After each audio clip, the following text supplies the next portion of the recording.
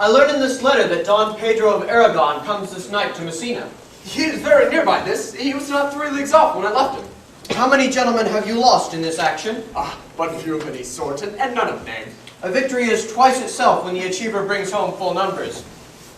I find here that Don Pedro hath bestowed much honor on a young Florentine called Claudio. Much deserved on his part, and equally remembered by Don Pedro. He hath borne himself up beyond the promise of his age, doing, in the figure of a lamb, the feats of a lion. I pray you, have Signor Montanto returned from the wars, or no? I know none of that name, lady. There was none such in the army of any sort. What is he that you ask for, niece? My cousin means Signor Benedict of Padua.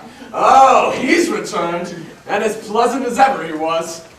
He set up his bills here at Messina and challenged Cupid at the flight.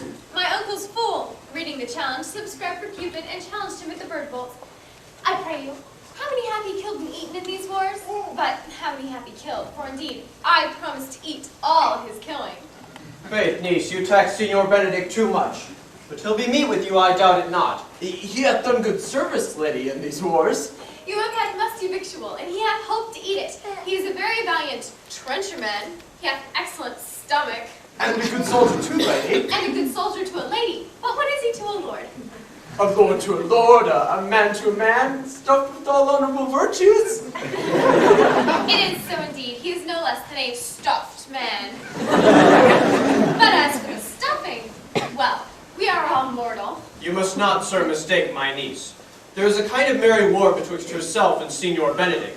They never meet, but there's a skirmish of wit between them. Alas, but he gets nothing by that. In our last conflict, 4 of his 5 wits went halting off, so that now the whole man is governed with one. So that if he has enough wit to keep himself warm, let him merit for a difference between him and his horse. It is all wealth he has left in the world to be known a reasonable creature. Who is his companion now? He hath every month a new sworn brother. Is it possible? Very easily possible. He wears his faith but the fashion of his hat. It never changes with the next block. I see, lady, the gentleman is not in your books. No. And he were, I would burn my study. But who is his companion? Is there no young squire now that will make a voyage with him to the devil? He is most in the company of the right noble Claudio. Oh, stars, he will hang upon him like a disease. He is sooner caught than the pestilence, and a tiger runs presently mad. Heaven help the noble Claudio. If he have caught the Benedict, it will cost him 1,000 pounds ere he be cured. I will hold friends with you, lady. Do, good friend. You will never run mad, niece. No, not till a hot January. Don Pedro is approached.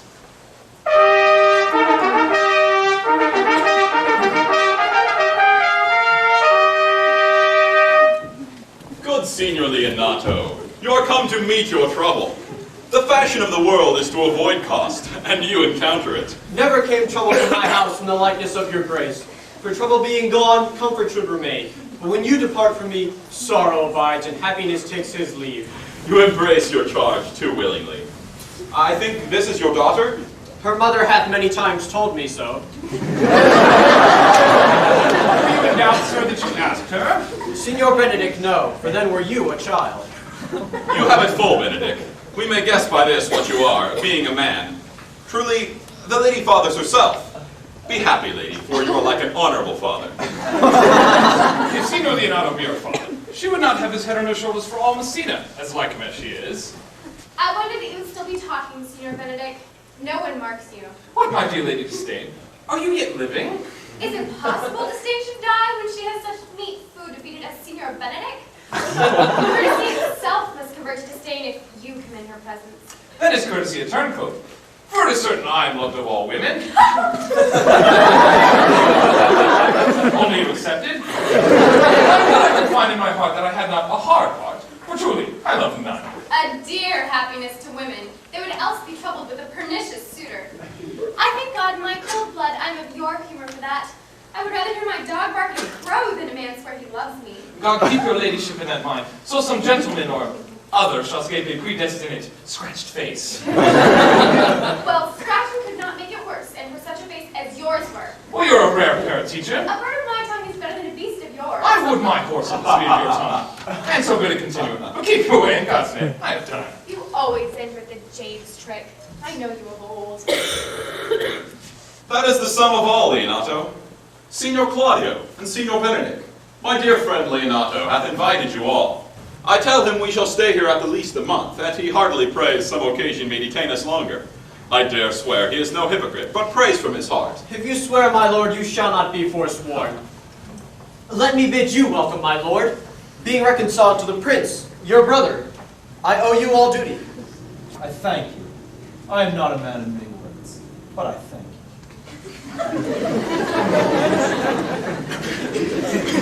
Pleasing your grace, lead on.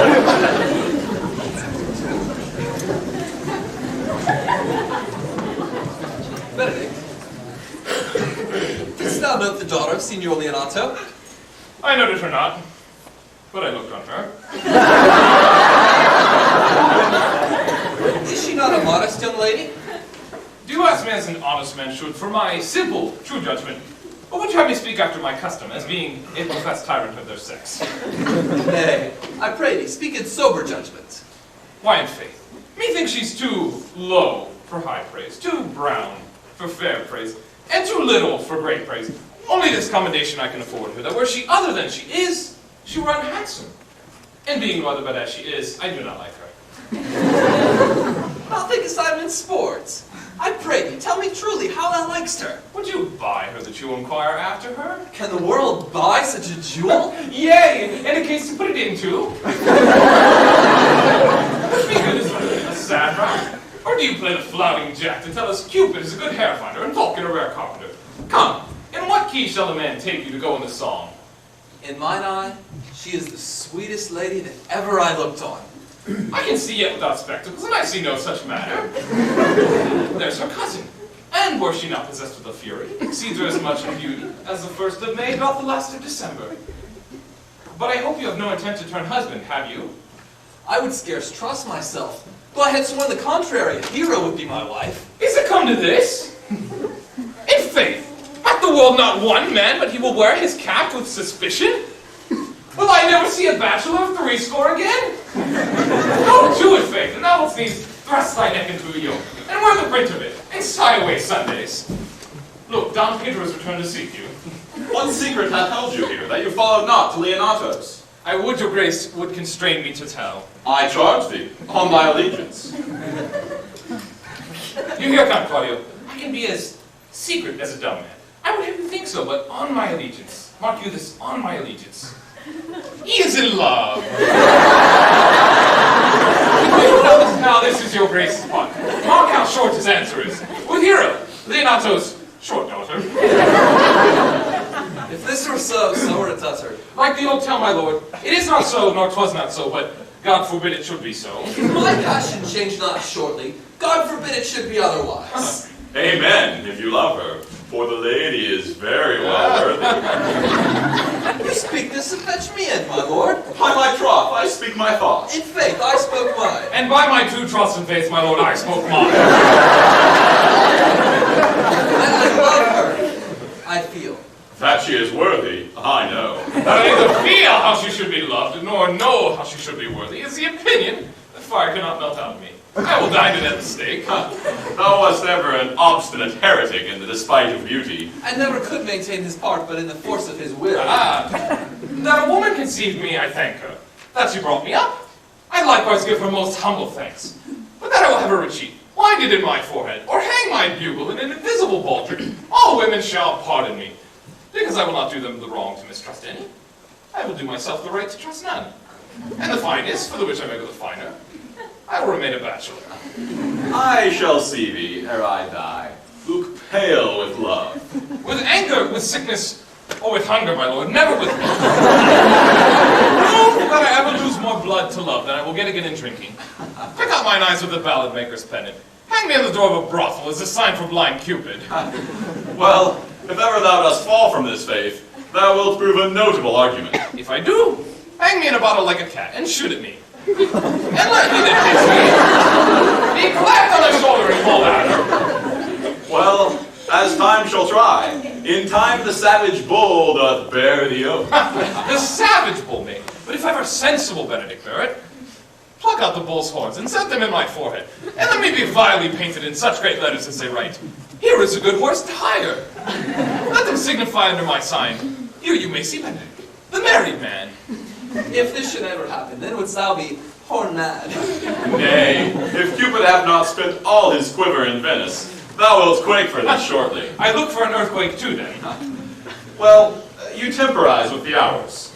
In the meantime, good Signor Benedict, repair to Leonato's. Commend me to him and tell him I will not fail him at supper, for indeed he hath made great preparation. I have almost matter enough in me for such an embassage, and so I commit you To the tuition of God. From my house, I had it. The 6th of July, your loving friend, Benedict. Nay, not. The body of your discourse is but guarded with fragments, and they are but slightly basted on either. Ere you flout old ends any further, examine your conscience. And so I leave you. Highness, your grace may not do me good. My love is thine to teach. Teach it but how, and thou shalt see how apt it is to learn. Any hard lesson that may do thee good. Hath Leonato any son, my lord? No child but Hero. She's his only heir. Dost thou affect her, Claudio? Oh, my lord. When you went onward on this ended action, I looked on her with a soldier's eye that liked, but had a rougher task at hand than to drive liking to the name of love. But now that I'm returned, and that war thoughts have left their rooms, come thronging in their places soft and delicate desires, all prompting me how fair young Hero is, and saying, I liked her ere I went to wars. Thou wilt be like a lover presently, and tire the hearers with a book of words. If thou dost love fair Hero, cherish it, and I will break with her, and with her father, and thou shalt have her. Oh, how sweetly thou administerest the love that no loves grief by his complexion. But, lest my liking my too sudden seem, I would have it salved with a longer treatise. And I will fit thee with the remedy. I know we shall have reveling tonight. I will assume thy part in some disguise, and tell fair Hero, I am Claudio. And in her bosom, I'll unclasp my heart, and take her hearing prisoner with the force and strong encounter of my amorous tale. Then after to her father will I break, and the conclusion is, she shall be thine. In practice, let us put it presently. How now, brother? Brother! I can tell you strange news that you yet dreamt not of. Are they good? As the event stamps them, but they have a good cover, they show well outward. The prince and Count Claudio, walking together in a thick-pleached alley in mine orchard, were thus much overheard by a man of mine. The prince discovered to Claudio that he loved my niece, your daughter, and meant to indulge it this night in a dance. And if he found her accordant, he meant to take the present time by the top and instantly break with you of it. Hath the fellow any wit that told you this? A good sharp fellow. I will send for him and question him yourself. No. We will hold it as a dream till it appear itself. But I will acquaint my daughter with all, that she may be the better prepared for an answer, if peradventure this be true. Go you and tell her of it. A good cousin, have a care this busy time. What think you, my lord? Why are you thus out of measure sad? There is no measure in the occasion that breeds. Therefore the sadness is without limit. You should hear reason. And when I heard it, what blessing brings it? If not a present remedy, at least a patient sufferance. I wonder at thou, being as thou sayest thou art, born under Saturn, goest about to apply moral medicine to a mortifying mischief. I cannot hide where I am. I must be sad when I have cause and smile at no man's jest. Eat when I have stomach and wait for no man's leisure. Sleep when I am weary and tend on no man's business. Laugh when I am merry and claw at no man's humor. Yea, but you must not make full show of this, till you may do so without controlment. You have of late stood out against your brother, and he obtained you newly into his grace. Where it is impossible that you should take true root, but by the fair weather you make yourself.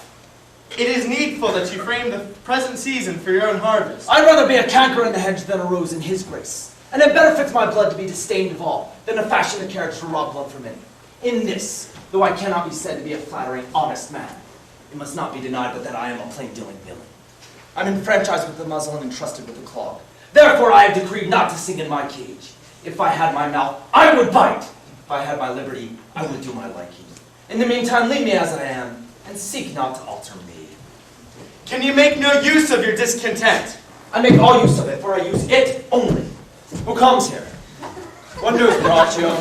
I come yonder from a great supper. The prince, your brother, is royally entertained by Leonato, and I can give you intelligence of an intended marriage.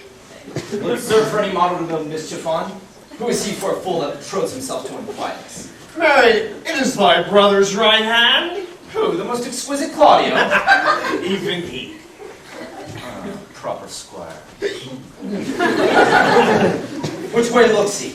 Marry, on Hero, the daughter and heir of Leonato. Very forward march, chick. How came you to this? Being entertained as a perfumer as I was smoking a musty room, comes me the prince and Claudio hand in hand in sad conference. I went me behind the arras, and there heard it agreed upon that the prince should woo the hero for himself, and having obtained her, give her to Count Claudio. Come, let us thither. This may prove food for my displeasure. That young upstart hath all the glory of my overthrow. If I can cross him in any way, I bless myself in every way.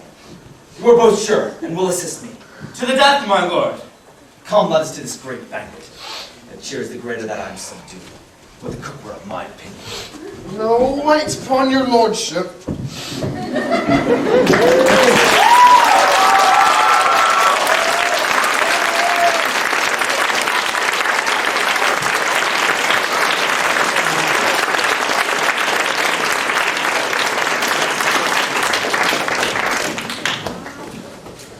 Was not Count John here at supper? I saw him not. How tartly that gentleman looks.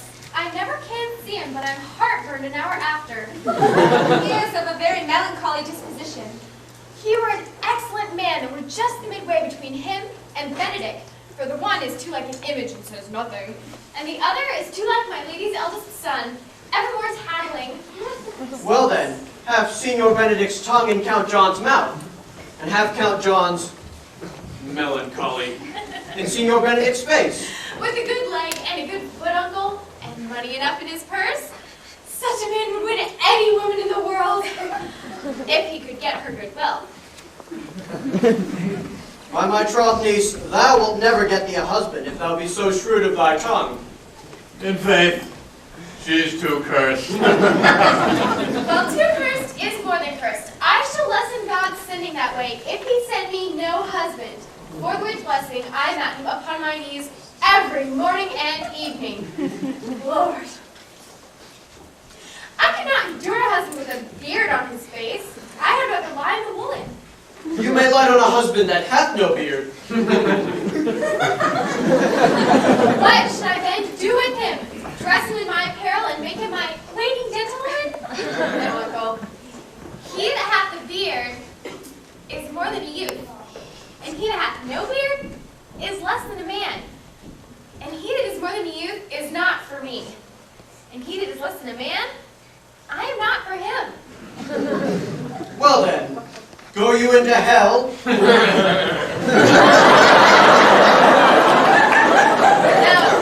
but to the gate. And there should the devil meet me like an old cuckold with horns on his head, and he'll say, "Get you to heaven, Beatrice, get you to heaven. Here's no place for you maids."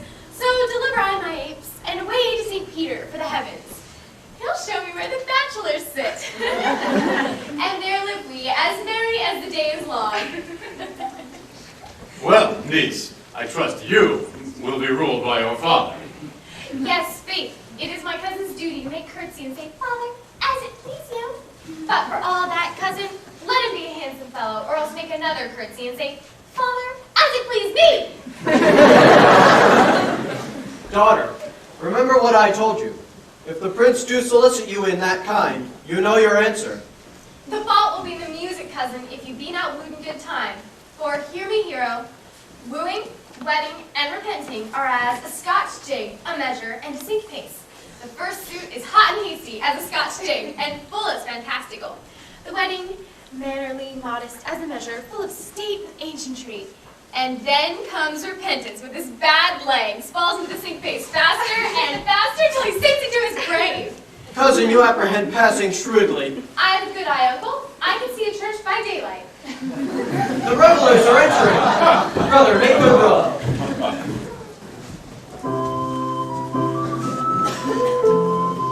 Lady, will you walk about with your friend? So you walk softly and look sweetly and say nothing. I'm yours for the walk, especially when I walk away. With me in your company? I may say so when I please. And when please you to say so? When I like your favor, for God defend the lute to be like the case. My visor is Philemon's roof. Within the house is Jove. Why then your visor should be thatched? Speak low, if you speak love. Will you not tell me who told you so? No, you shall pardon me. And will you not tell me who you are neither? Not now. That I was disdainful, and that I had my good wit out of the 100 merry tales. Well, this was Senior Benedict who said so. What's he? Oh, I'm sure you know him well enough. No, not I, believe me. Did he never make you laugh? I pray you. What is he? Why, he's the prince's jester. A very dull fool. Only liberties delight him, and then the commendation is not in his wit, but in his ability. For he both pleases men and angers them, and then they laugh at him and beat him. I know the gentleman. I'll tell him what you say. Do. Help but break a comparison or two on me, which, Peregrine did not laugh nor marked at, will strike him into melancholy. And then there's a partridge ring saved for the fool will eat no supper that night. We must follow the leaders.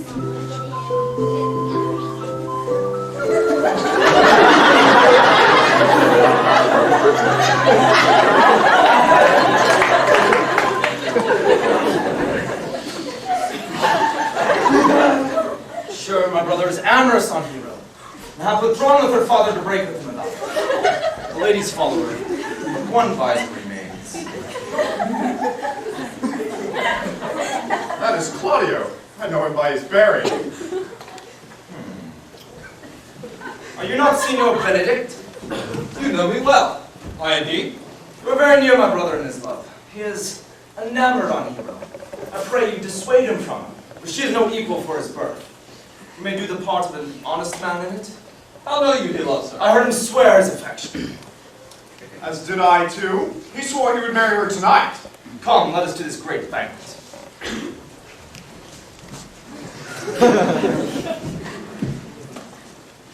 Well, censor I in the name of Benedict, but hear these ill news with the ears of Claudio. 'Tis certain so, the prince woos for himself. Friendship is constant in all other things, save in the office and affairs of love. Therefore all hearts in love use their own tongues.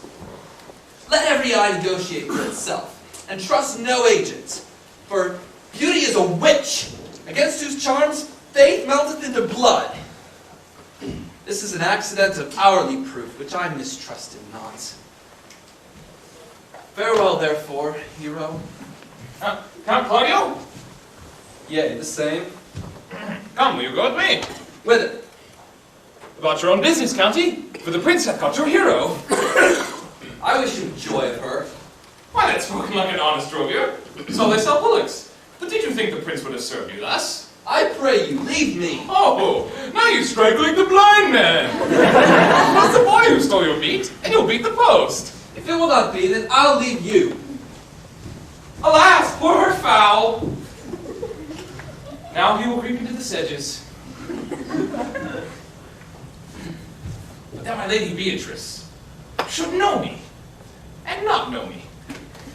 The prince's jester. Ha! Maybe that I go under this title because I am married. Yea, but so I am apt to do myself wrong. I am not so reputed. It is the base, though bitter disposition of Beatrice that puts the world into her, and so gives me out.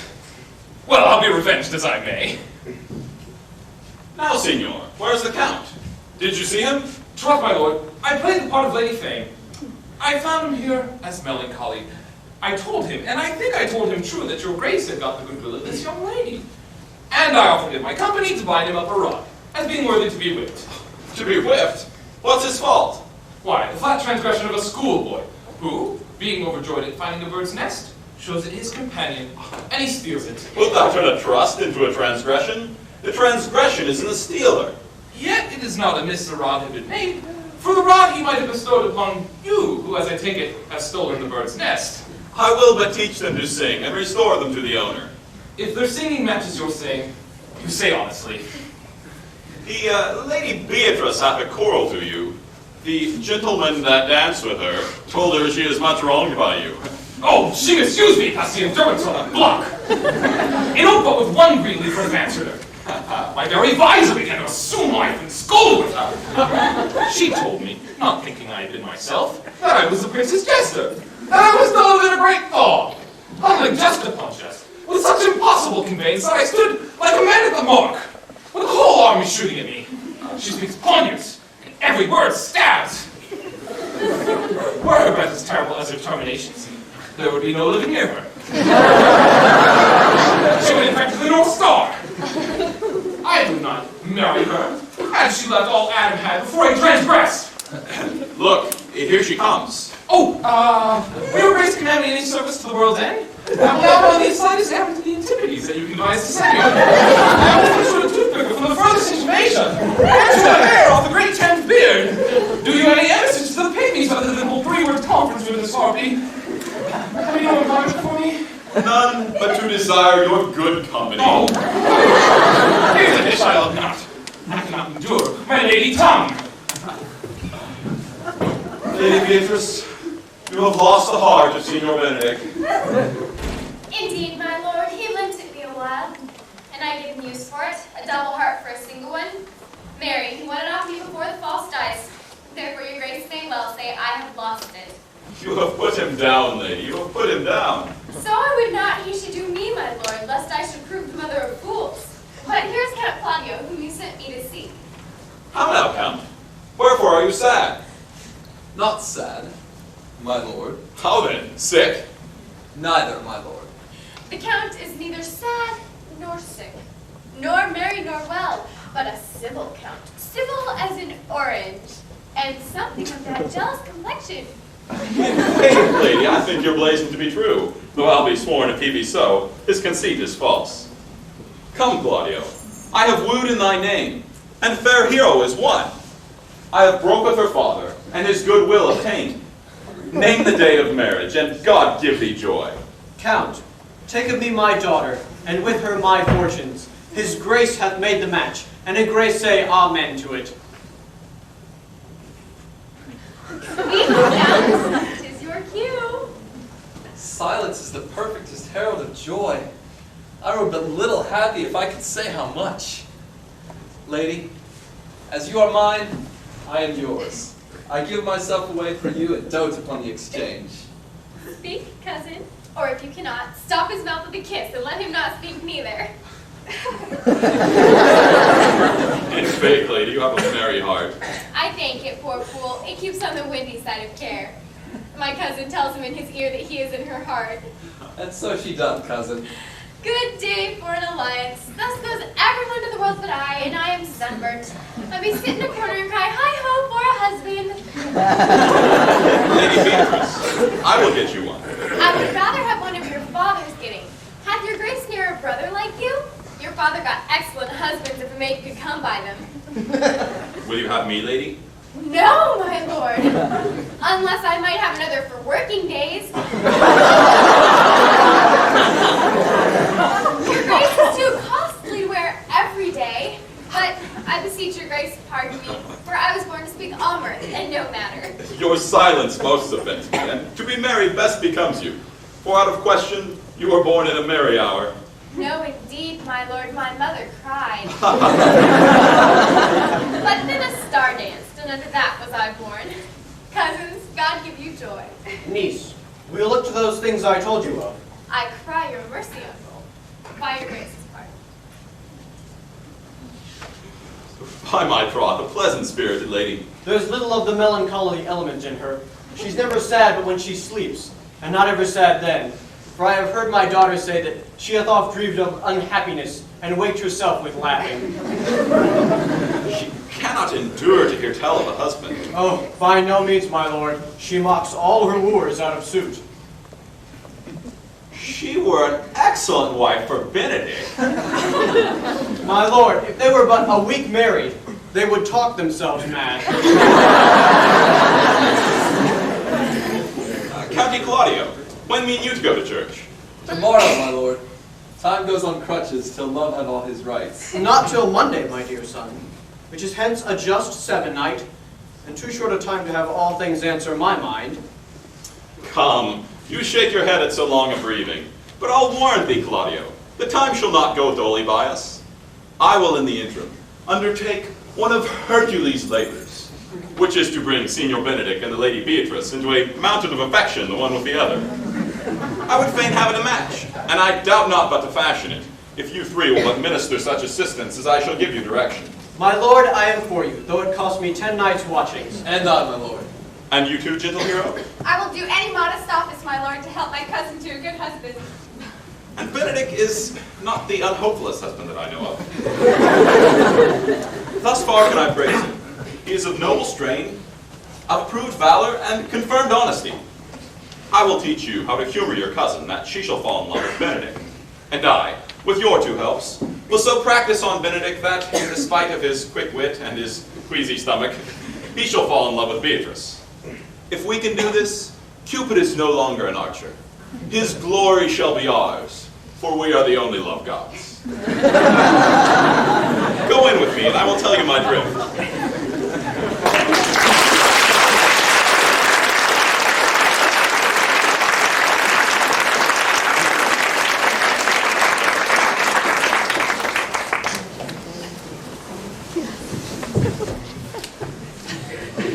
It is so.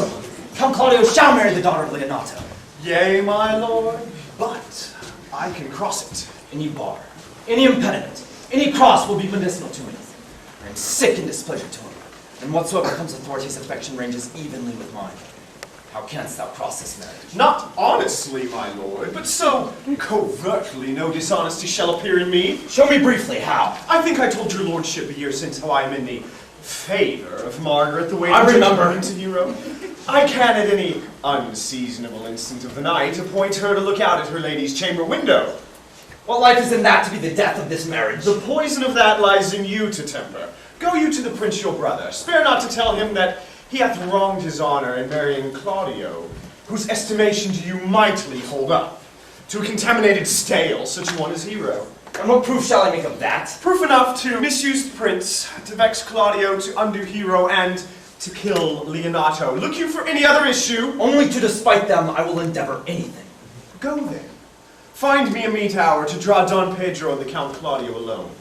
Tell them that you know that hero loves me. Intend a kind of zeal both to the prince and Claudio as, in love of your brother's honor, who hath made this match, and his friend's reputation, who is thus likely to be cozened with the semblance of a maid, that you have discovered thus. They will scarcely believe this without trial. Offer them instances which will bear no less likelihood than to see me at her chamber window.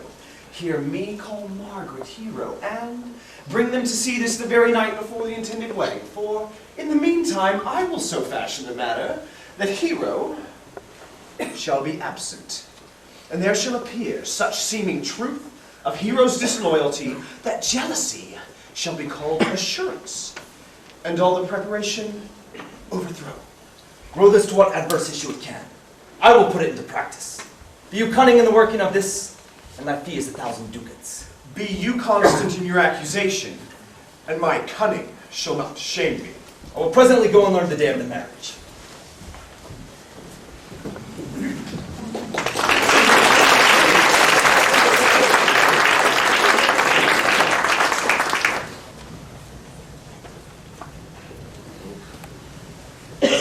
Boy!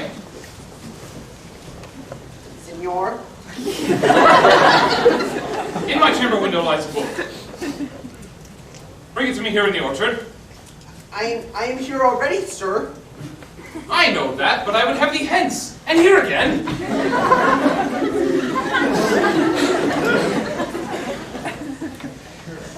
too much wanted that one man, seeing how much another is a fool when he dedicates his behaviors to love, will, after he hath laughed at such shallow follies in others, become the argument of his own scorn by falling in love.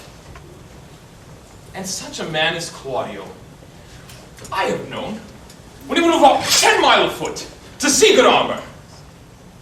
And now he will lie 10 nights a week, carving the fashion of a new doublet. May I be so converted and see with these eyes? I cannot tell. I think not. I will not be sworn to it, but love may transform me to an oyster. But I'll take my oath on it. Till he hath made me such an oyster, he will never make me such a fool. One woman is fair, yet I am well. Another is wise, yet I am well. Another is virtuous, yet I am well. But till all graces come into one woman, not one woman will come into my graces. Rich she shall be, that's certain. Wise, wrong none. Virtuous, I'll never cheapen her. Fair, or I'll never look on her. Mild, or come not near me. Noble, or not I for an angel. Of good discourse, an excellent musician, and her hair shall be of whatever color it pleases God. The prince and Monsignor Love. I will be the augur. Come, shall we hear this music? Yea, my good lord. How still the evening is, as hushed on purpose to grace harmony. See you where Benedict hath hid himself? Oh, very well, my lord. The music ended. We'll fit the kid fox with a penny word. Come, Balthazar, we'll hear that song again. Now, divine heir, now is his soul ravished. Is it not strange that sheep's guts should hale souls out of men's bodies? Well, a horn for my money when all's done.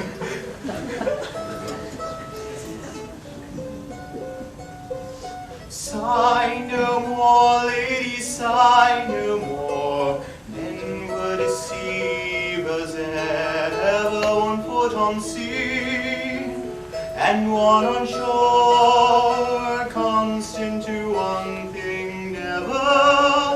Oh, but sigh not so, and let them go. Be you blithe and bonny, converting all your songs of woe into hey nonny nonny. By my troth, a good song. And an ill singer, my lord. No, no, faith. Thou singest well enough. For a shift. I pray thee, get us some excellent music, for tomorrow night we would have it at the Lady Hero's chamber window. The best I can, my lord. Do so. Farewell. Come hither, Leonato. What was it you told me of today, that your niece Beatrice was in love with Signor Benedict? Why, stuck on, foul sits. I did never think that lady would have loved any man. No, nor I neither, but most wonderful that she should so dote on Signor Benedict, whom she hath in all outward behaviors ever seemed to abhor. Is it possible? Sits the wind in that corner? By my troth, I cannot tell what to think of it, but that she loves him with an enraged affection. It is past the infinite of thought. Maybe she doth but counterfeit. Faith, like enough. Oh, counterfeit! There was never counterfeit of passion came so near the life of passion as she discovers it. Why? What effects of passion shows she? Make the hook well. This fish will bite. What effects, my lord? She will sit you. You heard my daughter tell you how. How? How, pray you? I would have thought her spirit had been invincible against all assaults of affection. I would have sworn it had, my lord, especially against Benedict. I should think this a gull, but that the white-bearded fellow speaks it. Knavery cannot sure hide itself in such reverence. You have taken the affection. Hold it up. Has she made her affection known to Benedict? No, and swears she never will. That's her torment. 'Tis true indeed, so your daughter says. Shall I, says she, that have so often countered him with scorn, write to him that I love him? This says she when she is beginning to write to him, for she'll be up 20 times a night. And there will she sit in her smock till she have writ a sheet of paper. My daughter tells us all. Now you mention a sheet of paper. I remember a pretty jest your daughter told us of. Oh, when she had read it and was reading it over, she found Benedict and Beatrice between the sheet.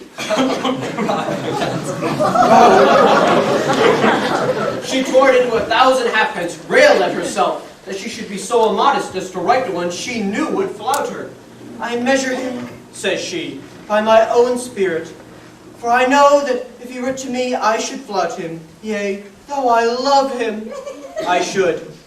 Then down upon her knees she falls, weeps, sobs, beats her heart, tears her hair, prays, curses. Oh, sweet Benedict! God give thee patience!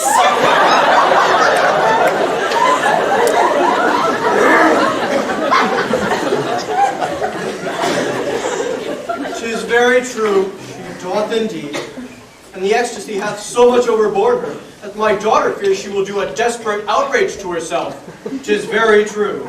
It were well that Benedict knew of it by some other, if she will not discover it. To what end? He would make a sport of it and torment the poor lady worse. And he should, for an alms to hang him. She's an excellent sweet lady, and out of all suspicion, she is virtuous. And she's exceeding wise. In everything but in loving Benedict.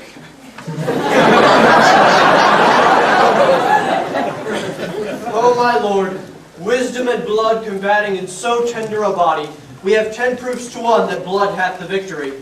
I am sorry for her, as I have just cause, being her uncle and her guardian. I would she'd bestowed this dotage on me. I would have daffed all other respects, and made her half myself. I pray you, tell Benedict of it, and hear what he will say. Were it good, think you? Hero thinks that surely she will die. For she says she will die if he love her not. And she will die if she make her love known to him. And she will die if he woo her, rather than she will bate one breath of her accustomed crossness. She doth well. If she should make tender of her love, 'tis very possible he'll scorn it. For the man, you know all, hath a contemptible spirit. He's a very proper man. He hath indeed a good outward happiness. Before God, and in my mind, very wise. He doth indeed show some sparks that are like wit. And I take him to be valiant. As valiant as Hector, I assure you. And in the managing of quarrels, you may say he is wise. For either he avoids them with a great discretion, or undertakes them with a most Christian-like fear. If he do fear God, he ought to keep the peace. If he break the peace, he ought to enter into any quarrel with fear and trembling. And so will he do, for the man doth fear God, howsoever it seems not in him by some large jests he will make. Well, shall we go seek Benedict and tell him of her love? Never tell him, my lord. Let her wear it out with good counsel. Nay, that's impossible. She may wear her heart out first. Well, we will hear further of it by your daughter. Let it cool the while. I'm sorry for your niece. I love Benedict well, and I could wish that he would modestly examine himself to see how much he is unworthy so good a lady.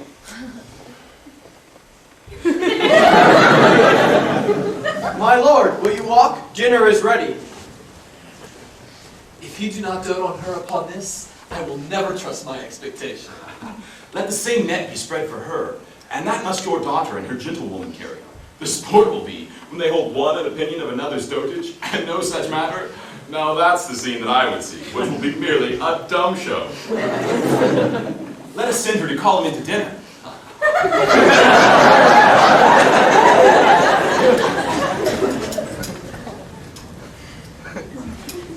This can be no trick. The conference was sadly born. They have the truth of this from Hero. They seem to pity the lady. Since her affections have their full bent. Love me? Why, it must be requited. I hear how I am censured. They say I will bear myself proudly if I perceive that love come from her. They say, too, she would rather die than give me any sign of affection. I did never think to marry. I must not seem too proud. Happy are they that can hear their detractions and put them to mending. They say the lady is fair, 'tis truth. I can bear them witness. And virtuous, 'tis so, I cannot reprove it. And wise, but for loving me. troth, it's no addition to her great wit, nor no argument for her folly, for I will be horribly in love with her. I may chance have some odd quirks and remnants of wit broken on me because I have railed so long against marriage, but doth not the appetite alter? The man loves in his youth the meat he cannot endure in his age. Shall quips and sentences and these paper bullets of the brain awe a man from the career of his humor? No! The world must be peopled! When I said I would die a bachelor, I did not think I should live till I were married. Oh, there comes Beatrice. By this day she's a fair lady. I do spy some marks of love in her. Against my will, I have been sent to bid you come in to dinner. Fair Beatrice, I thank you for your pains. I took no more pains for those thanks than you took pains to thank me. If it had been painful, I would not have come. You took pleasure in it then? Yea, just so much as you may take in a knife's point. Choke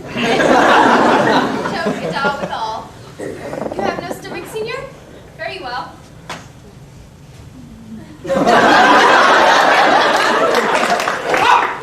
Against my will, I am sent to bid you come to dinner. There's a double meaning in that!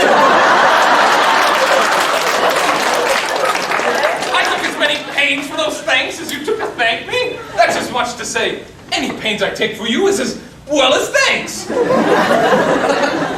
I do not love the lady, I am a villain. I will go get her picture.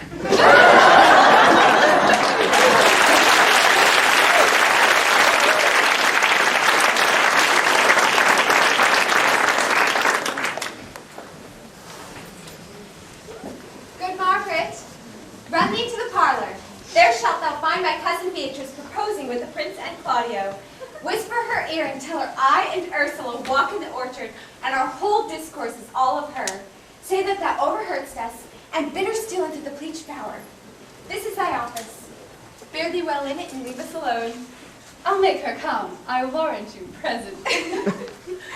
Now, Ursula, when Beatrice doth come, as we do trace this alley up and down, our talk must only be of Benedict.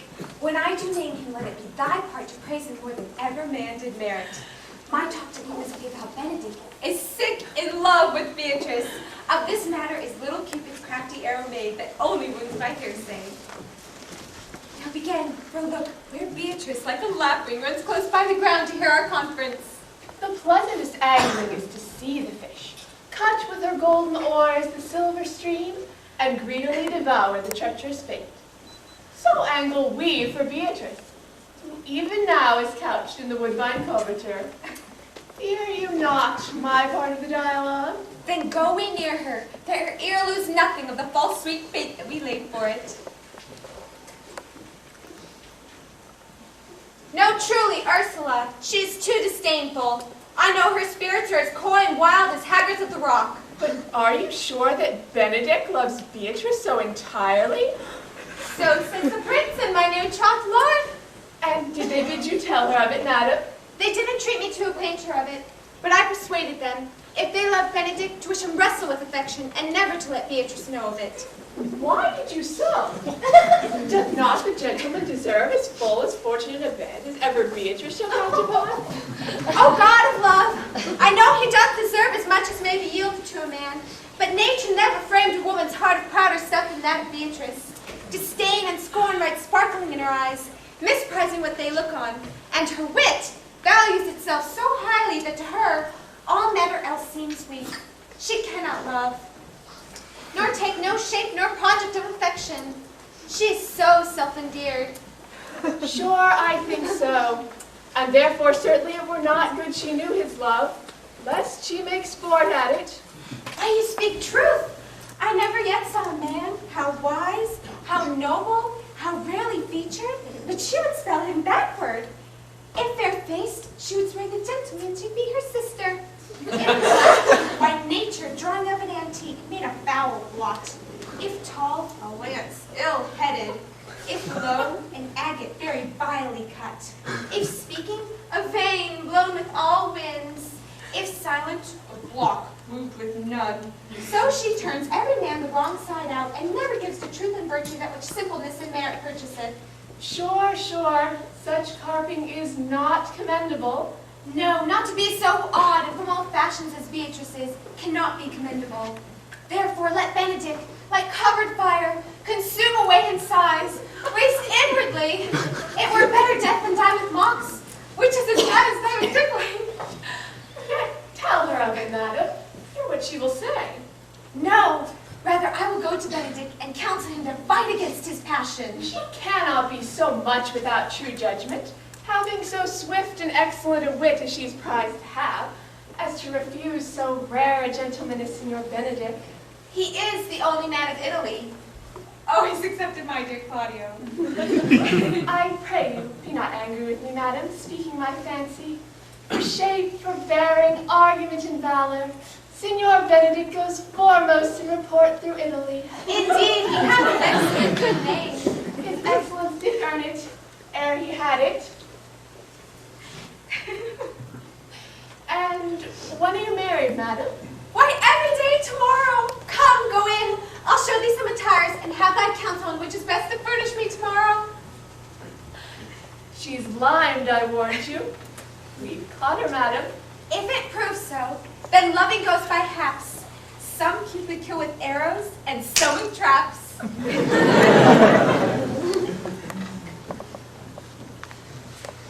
What fire is in mine ears? Can this be true? Stand I condemned for pride and scorn so much? Contempt? Farewell. And maiden pride, adieu. No glory lives behind the backs of such. And Benedict? Love on, I will requite thee, taming my wild heart to thy loving hand.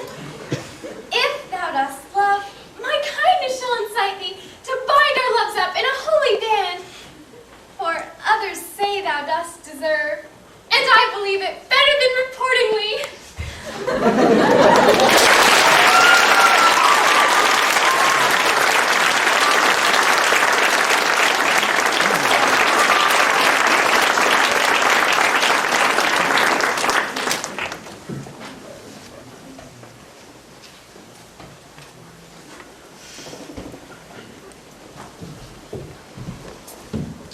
I do but stay till your marriage be consummate. Then go I toward Aragon.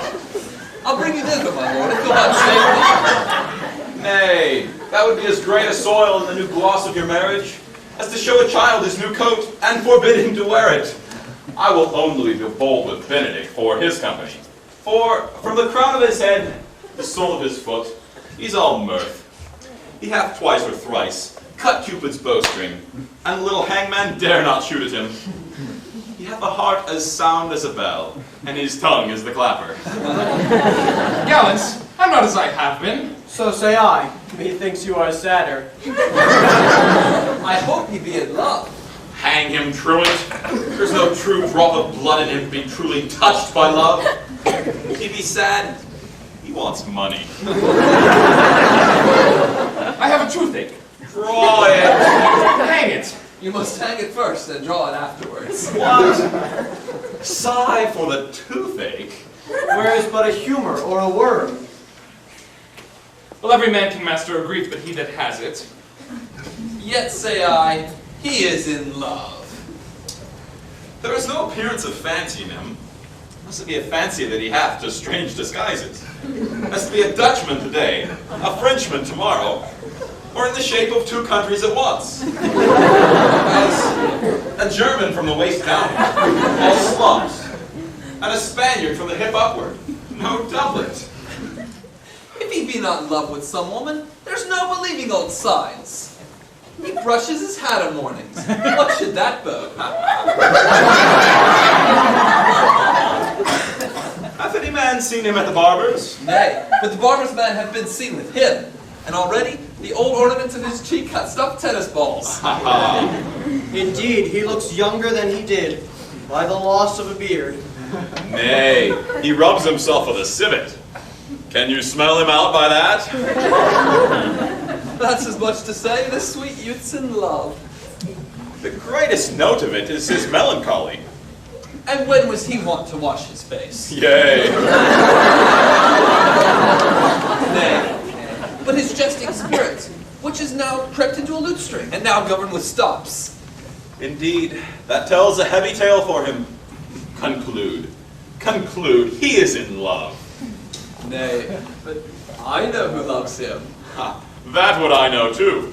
I warrant, one that knows him not. Yea, and his ill conditions. And despite of all, dies for him. She shall be buried with her face upwards. Yet this is no charm for the toothache. Good Signor, walk aside with me. I have studied 8 or 9 wise words which these hobby horses must not hear. For my life, to break with him about Beatrice. 'Tis even so. Hero and Margaret will have by this played their parts with Beatrice, so that now the two bears will not bite one another when we meet. My lord and brother, God save. Good evening, brother. Your leisure served, I would speak. In private? If it please you, yet Count Claudio may remain, or I would speak of concerns. What's the matter? Means your lordship to be married tomorrow night? You know he does. I know not that when he knows what I know. If there be any impediments, I pray you discover it. You may think I love you not. Let that appear hereafter. And aim that be better by that now I will manifest. For my brother, I think he holds you in dearness of heart, and I hope to effect your ensuing marriage. Surely suit he'll spend in labor ill bestowed. Why? What's the matter? I came hither to tell you, and circumstances being shortened, she has been too long the talking of. The lady is disloyal. Who? Hero? Even she. Your hero, Leonardo's hero. Every man's hero. Disloyal? The word is too good to pay down her wickedness. I could say she were worse. Think you of a worse word, and I will fit it to her. Wonder not till further warrant. Go with me but tonight, and you will see her chamber window enter, even the night before her wedding day. If you love her, then tomorrow wed her. But it would better fit your honor to change her mind. May this be so? I will not think it. You dare not trust that you see, confess not that you know. If you will go with me, I will show you enough. And when you have heard more and seen more, proceed accordingly. If I see anything tonight, why I should not marry her tomorrow in the congregation where I should wed, there will I shame her. And as I wooed for thee to obtain her, I will join with thee to disgrace her. I will disparage her no farther till you are my witnesses. Bear it coldly but till midnight. Let the issue show itself. Oh, day untowardly turned. Oh, mischief strangely thwarting. Oh, plague right well prevented. So you will say when you have seen the sequel.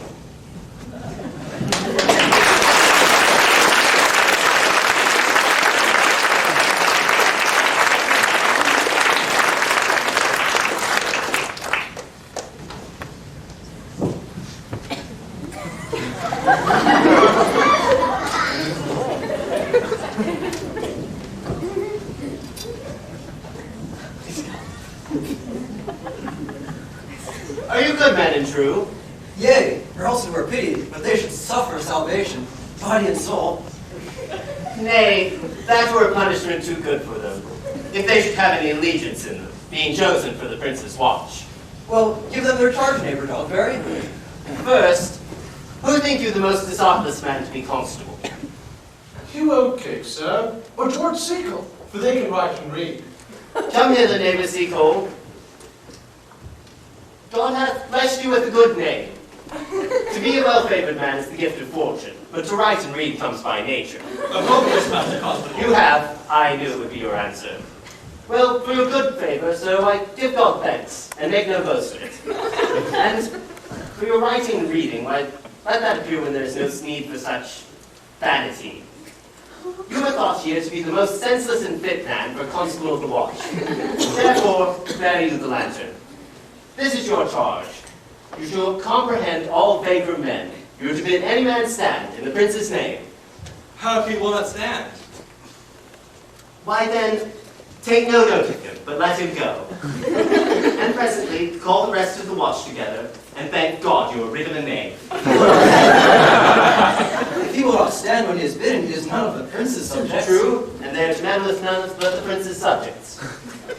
You should also make no noise in the streets, for the watch to babble and to talk is most tolerable and not to be endured. We will not talk, sir. We would rather sleep.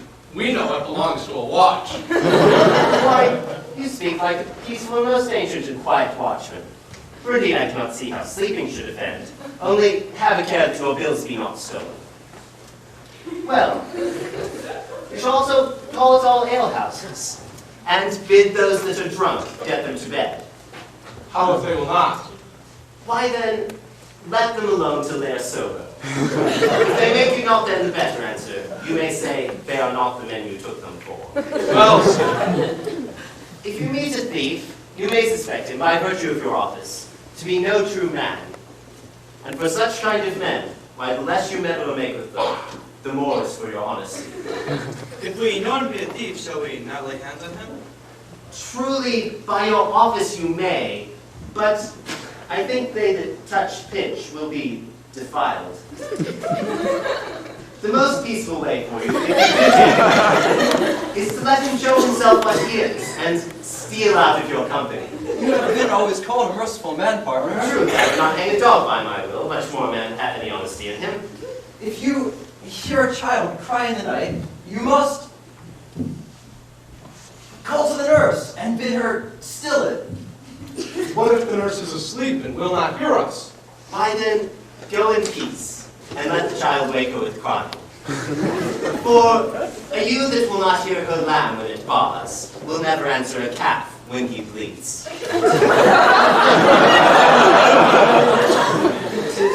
Very true. This is the end of the charge. You, constable, are to present the prince's own person. If you meet the prince in the night, you may stay him. Our lady, I think he cannot. 5 shillings to 1 ounce, with any man that knows the statutes, that he may. Marry, not without the prince be willing. For the watch ought to offend no man, and it is an offense to stay any man against his will. By Our Lady, I think it be so. Ha ha!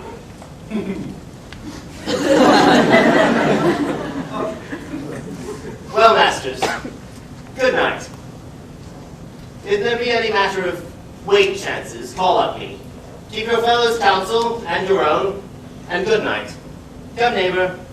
Well, partner, we hear our charge. Let us sit here upon the church bench till 2, and then all to bed. One word more, honest neighbors. I beseech you, watch about Signor Leonato's door tonight, for the wedding being there tomorrow, there's a great coil this night. Adieu, be vigilant, I beseech you.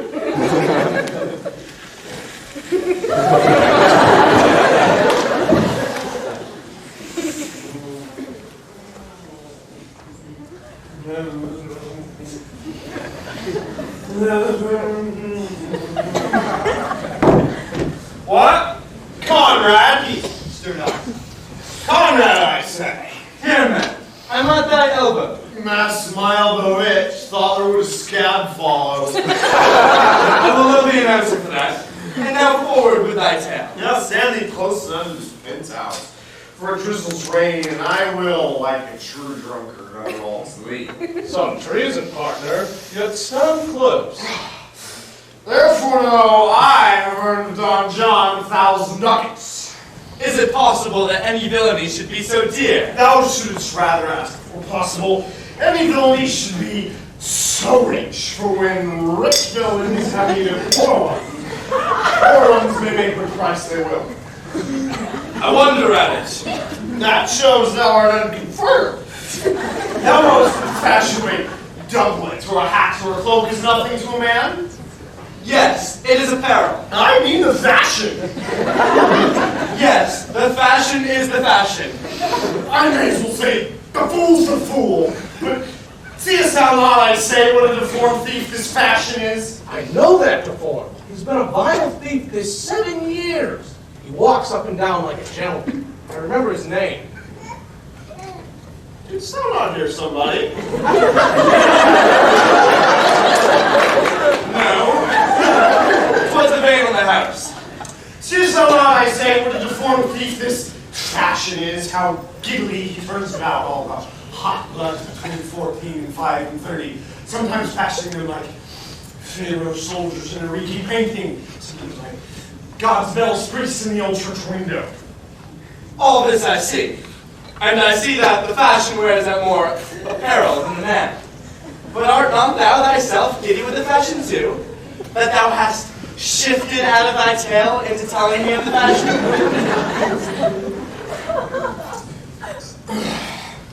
Not so either. Oh, did I have tonight? Rude Margaret, Lady Hero, gentlewoman. I am of Hero. She leads me out of her mistress's chamber window, bids me 1,000 times good night. I tell this tale vilely. I should first tell thee how the Prince Claudio and my master, planted, placed, and possessed by my master Don John, saw far off in the ocean this amiable encounter. And thought they, Margaret was hero. 2 of them did, the Prince and Claudio, but the devil my master knew she was Margaret. And partly by his oaths which first possessed them, partly by the dark night which did deceive them, but chiefly by my villainy which did confirm any slander Don John had made. Away went Claudio enraged. So I meet her next morning as she was appointed at the temple, and there, before the whole congregation, shame her, and send her home again without a husband. We charge you in the prince's name! Stand! All right, Master Constable. We've recovered the most dangerous piece of lettering that ever was known in the world. And one of corn is one of them! I know him! He wears a lock! Masters! Will we make bring forth, I warn you! Masters! Never speak! We charge you to let us obey you to go with us. I once prove a goodly commodity being taken up with these men's bills. A commodity in question, I'll warrant. Come, we'll obey you.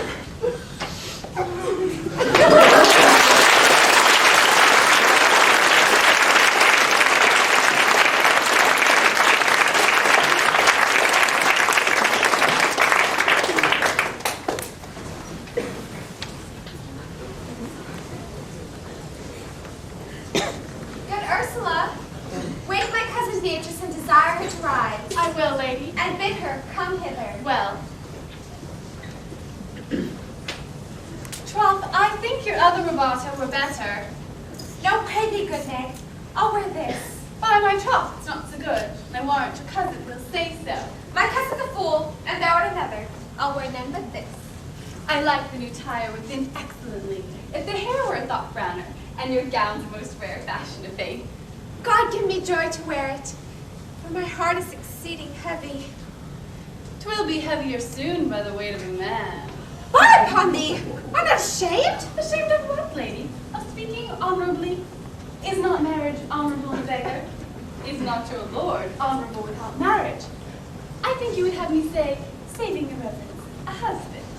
And bad thinking do not rest true speaking, I'll offend no one. Is there any harm in the heavier for a husband? None, I think. Ask your cousin Beatrice else. Here she comes. Good morrow, coz. Good morrow, sweet hero. Why how now do you speak in this sick tune? I am all out of other tunes, methinks.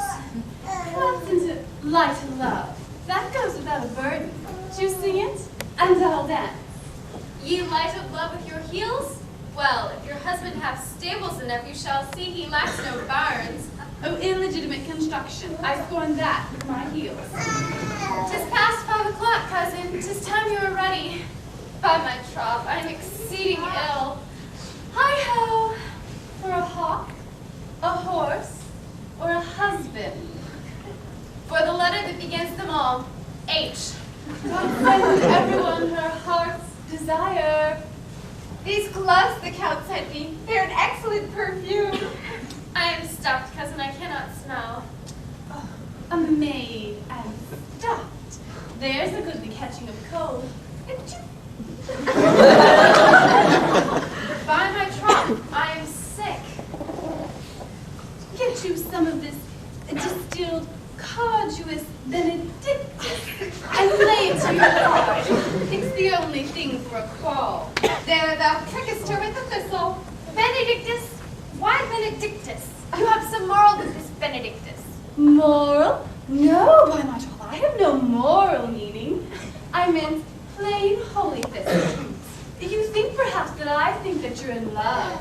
Nay, by your lady, I'm not such a fool to think what I list, nor I list not to think what I can, nor indeed I cannot think. If I would think my heart out of thinking that you are in love, or that you will be in love, or that you can be in love. And yes, Benedict was such another. And now has he become a man? He swore he would never marry, and yet, in spite of his heart, he eats his meat without grudging. And how you may be converted, I know not. But methinks you look with your eyes as other women do. What pace is this my tongue keeps? Not a false gallop. Madam, withdraw. The prince, the count, Signor Benedict, John, and all the gallants of the Bedford Church. Help the dress be good cut, good neck, good Ursula.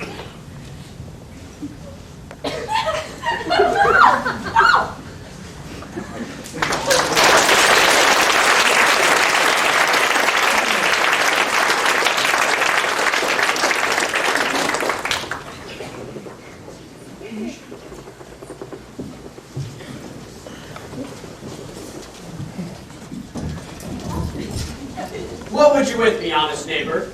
Marry, sir, we would have some confidence with you that discerns you nearly. Great, I pray you, for you see it is a busy time with me. Marry, this it is, sir. Yes, in truth it is, sir. What is it, my good friends? Good man Burgess, sir, speaks a little off the matter. An old man, sir, and his wits are not so blunt as, God help, I would desire they were. Faith, sir, honest as the skin between his brows. Yes, I thank God I am as honest as any man living. That is an old man, and no honester than I. Comparisons are odorous. Palabras, neighbor Burgess. Neighbors, you are tedious.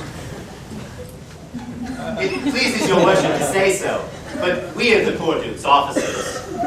But for my own part, and I were tedious as a king, I could find it in my heart to bestow all of your worship. All thy tediousness on me, huh? Pay him for £1,000 more than 'tis. For I hear as good an exclamation on your worship as of any man in the city. And though I am but a poor man, I am glad to hear it. And so am I. I would fain know what you have to say. Marry, sir, our watch tonight, accepting your worship's presence, had taken a couple of as errant knaves as any in Messina. That old man, sir, he will be talking. As they say, when the age is in, the wit is out. God help us, it's a world to see. Well said, faith, neighbor Burgess. God's a good man, and two men ride a horse, one must ride behind. And honest soul, sir, faith, by my troth he is, as ever broke bread. But God is to be worshipped, all men are not alike. Alas, good neighbor. Indeed, neighbor, he comes too short of you. Gifts that God gives. I must leave you. One word, sir. Our watch, sir, have indeed comprehended two auspicious persons, and we would have them this morning examined before your worship. So take their examination yourself, and bring it me. I am now in great haste, as it may appear unto you. It shall be sufficient. Drink some wine ere you go. Very well. Go, good partner, go. Get you to George Seacole. Bid him bring his pen and inkhorn, and have him meet us at the jail. We are now to examination, these men. And we must do it wisely. We shall spare for no wit, I warrant you. Here's that you'll bring some of them to a non-com. Only have the learned writer set down our excommunication, and meet me at the jail.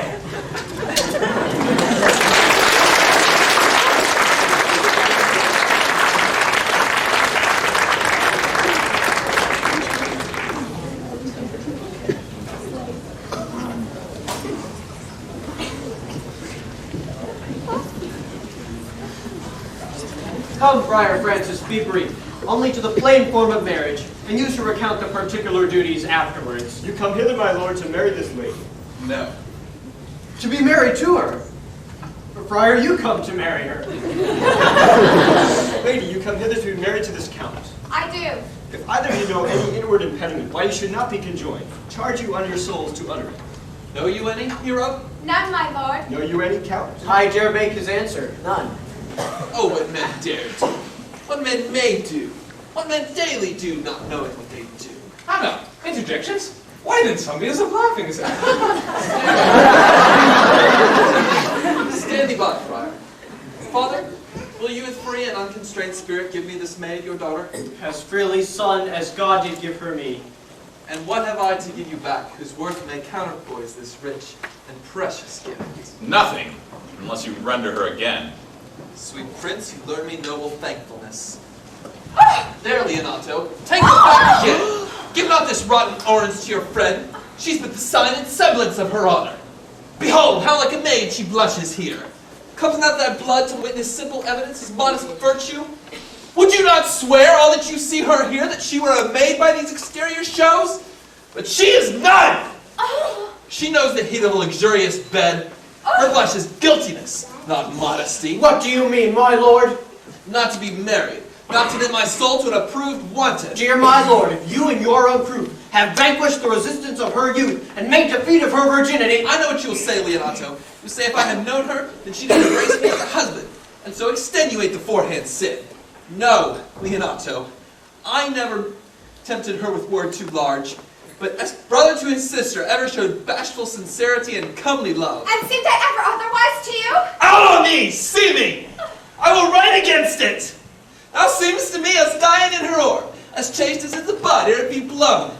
But you are more intemperate in your blood than Venus, those pampered animals that rage in savage sensuality. Is my lord well that he doth speak so wise? Sweet prince, why speak not you? What should I speak? I stand dishonored that have gone about to link my dear friend to a common stale. Are these things spoken, or do I but dream? Sir, they are spoken, and they are true. This looks not like a nuptial. True!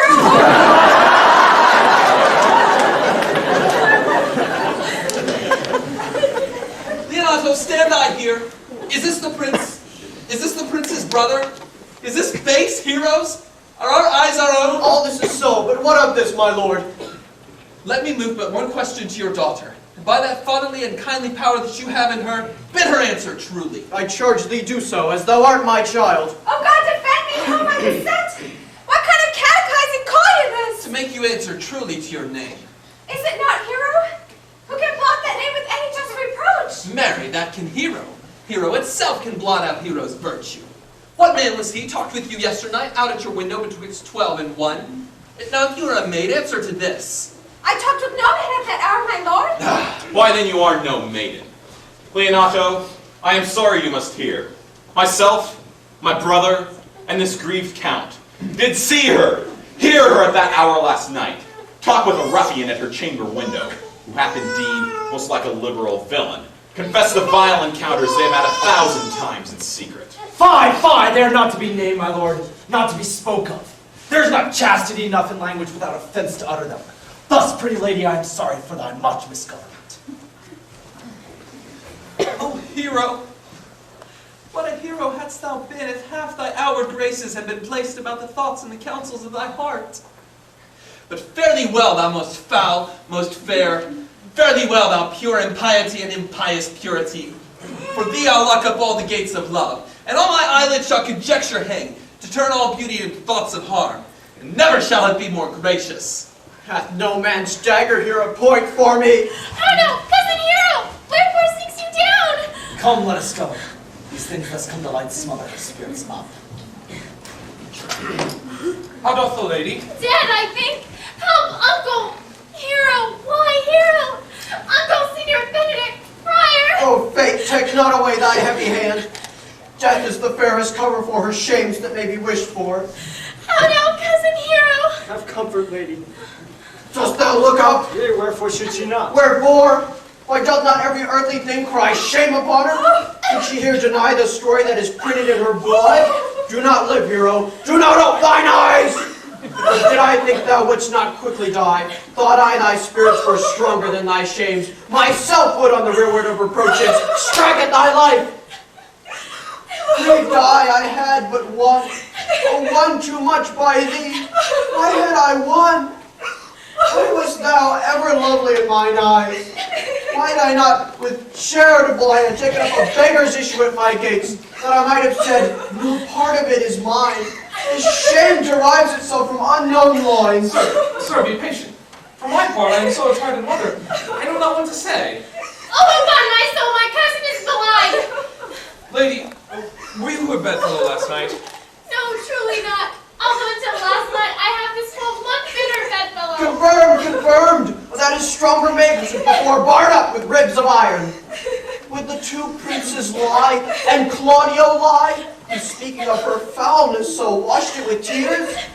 Hence from her let her die. Hear me a little, for I have only been silent so long, and given way into discourse of fortune. By noting of the lady, I have marked 1,000 blushing aberrations to start into her face. 1,000 innocent shames, an angel whiteness, beat away those blushes.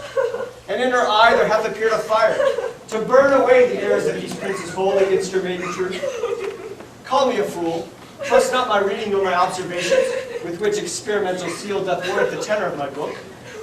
Trust not my age, my reverence, calling nor divinity, if this sweet lady lie not guiltless here under some biting error. Friar, it cannot be. Thou seest that all the grace that she hath left, so she will not add her damnation a sin of perjury. She not denies it. Why seekst thou then to cover with excuse that which appears in proper nakedness? Lady, what man is he you're accused of? They know that do accuse me, I know none. If I know more of any man alive than that which maiden modesty doth warrant, let all my sins like mercy. O my Father, purview that any man converse with me at hours of need, or that I may change a change of words with any creature. Refuse me, hate me, torture me to death. There is some strange misprision in the princes. Two of them have the very bent of honor. And if their wisdoms be misledness, the practice of it lives in John the Bastard, whose spirits toil in frame of villainies. I know not. If they speak truth of her, these hands shall tear her. If they wrong her honor, the proudest of them shall well hear of it. For time hath not yet so dried up this blood of mine, nor age eat up my invention, that they shall find in such a kind ability of means and choice of friends, strength of limb and policy of mind, to quit me of them thoroughly. Pause a while, and let my counsel sway you in this case. Your daughter here the princess left for dead. Let her a while be secretly kept in, and publish it that she is dead indeed. Maintain a mourning ostentation, and on your family's old monument, hang mournful epitaphs, and do all rites that appertain unto a burial. What shall become of this? What will this do? Mary, this well carried shall on her behalf change slander to remorse. That is some good. But not for this dream, I on this strange course, but on this travail look from greater birth. She dying, as it so must be maintained, upon the instant she was accused, shall be lamented, pitied, and excused of every hearer. When he shall hear she died upon his words, the idea of her life shall sweetly creep into his studied imagination. Then shall he mourn, if ever love had interest in his liver, and wish that he had not so accused her. Signor Leonardo, let the friar advise you. And though you know my inwardness in love is very much into the prince and Claudio, yet by mine honor I will deal with this as secretly and justly as your soul should with your body. Being that I flow in grief, smallest twine may lead me. 'Tis well consented. Come, lady. Die to live. This wedding day perhaps is but prolonged. Have patience and endure.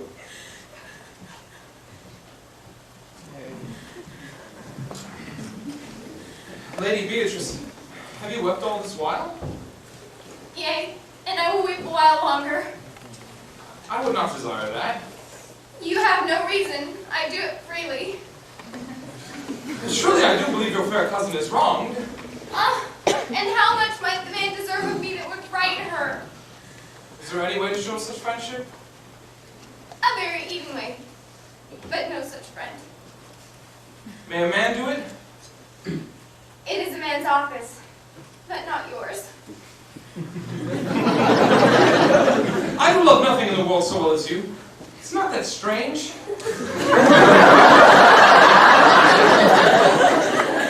As strange as the thing I know not. It were possible for me to say I love nothing so well as you. But believe me not. And yet I lie not. I confess nothing, nor I deny nothing. I'm sorry for my cousin. By my sword, Beatrice, thou lovest me. Do not swear by it and eat it. I will swear by it that you love me, and I will make him eat it that says I love not you, Will you not eat your word? with no sauce that can be devised to it. I protest. I love you. Why then forgive me. What offense, sweet Beatrice? You have stayed me in a happy hour. I was about to protest I loved you. Well, then do it with all thy heart. I love you with so much of my heart that none is left to protest.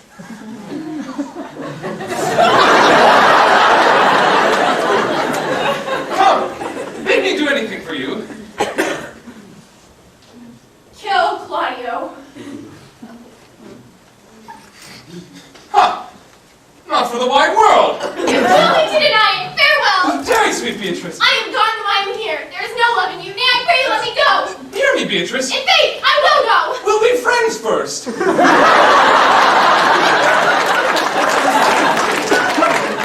dare easier be friends with me than fight with mine enemy. Is Claudio thine enemy? Is he not approved in the height a villain that has slandered, scorned, and dishonored my kinswoman?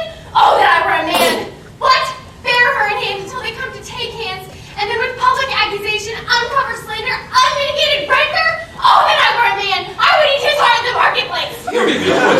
Walk with the man out of window, a proper saying. Nay, but Beatrice. Sweet hero, she is wronged, she is slandered, she is undone. Beatrice. Princes and counties, surely, a wonderful testimony, a goodly count comeback, a sweet gallant, surely. Oh, that I were a man for his sake, or that I had any friend who would be a man for my sake.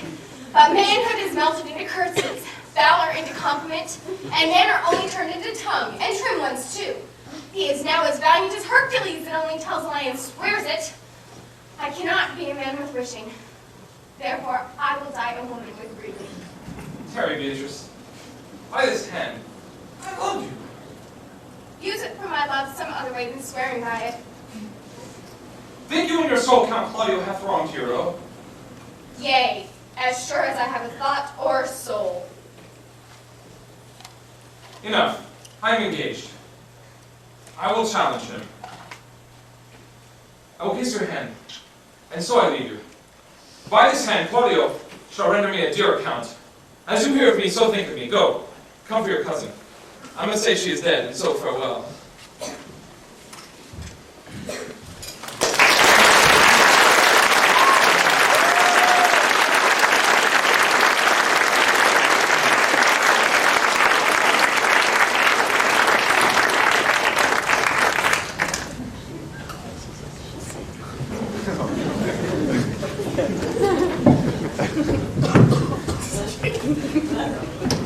Is our whole assembly appeared? Oh, a stool and a cushion for the sexton.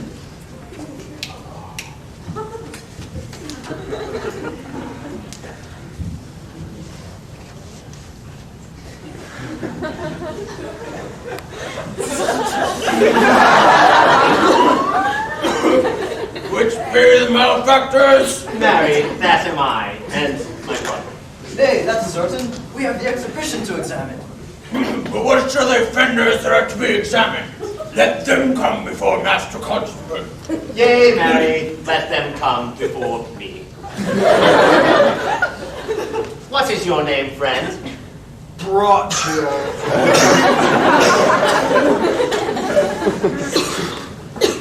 Ray, write down Borachio. And yours, Sirrah? I am a gentleman, sir, and my name is Conrad. Write down Master, Gentleman, Conrad. Masters, do you serve God? Yes, sir. We hope. Right, they hope they serve God.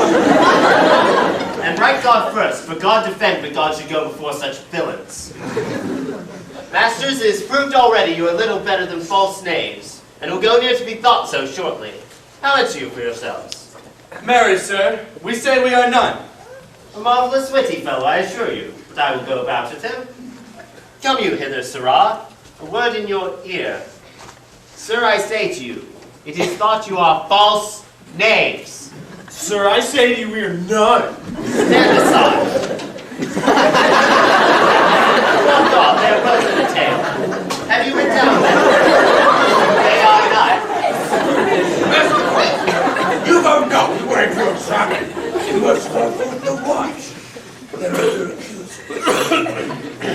Aye, Mary, that's the aftest way. Let the watch come forth. Masters, I charge you, in the prince's name, accuse these men. This man said, sir, that Don John, the prince's brother, was a villain. Write down Prince John a villain. Why, this is flat perjury to call Prince's brother villain. Master Constable. Pray thee, fellow, peace. I do not like thy look, I promise thee. What hurt you themselves? Marry, that he receive 1,000 ducats of Don John for accusing Lady Hero wrongfully. Flat burglary as ever was committed. That it is. What else, Philip? And that Count Claudio did mean, upon his word, to disgrace the Lady Hero before the whole congregation and not marry her. Oh, villain. Thou will be condemned into everlasting redemption for this. What else? This is all. And this is more, masters, than you can deny. Prince John is this very morning secretly stolen away. He was in this manner accused, and in this very manner refused. And upon the break of this, he suddenly died. Yes, countrymen, let this be bound and brought before Leonardo. I will go before and show him their examination. Come, let them be opinions. Let them be I'll come soon. My life, where's the sexton? Let him write down the prince's officer, coxcomb. Come, bring them away, thou naughty varlet. Away! You are an ass! You are an ass! Dost thou not suspect my place? Dost thou not suspect my ears? Oh, that you were here to write me down an ass. Yet, master, remember that I am an ass. Though be not written down, yet forget not that I am an ass. No, thou villain, thou art full of piety, and shall be proved upon thee by good witness. I am a wise fellow. And, which is more, an officer. And, which is more, a householder. And, which is more, as pretty a piece of flesh as any is a Messina. One that knows the law, go to. And a rich fellow enough, go to. And a fellow that hath had losses. And one that hath 2 gowns, and everything handsome about him. Bring him away.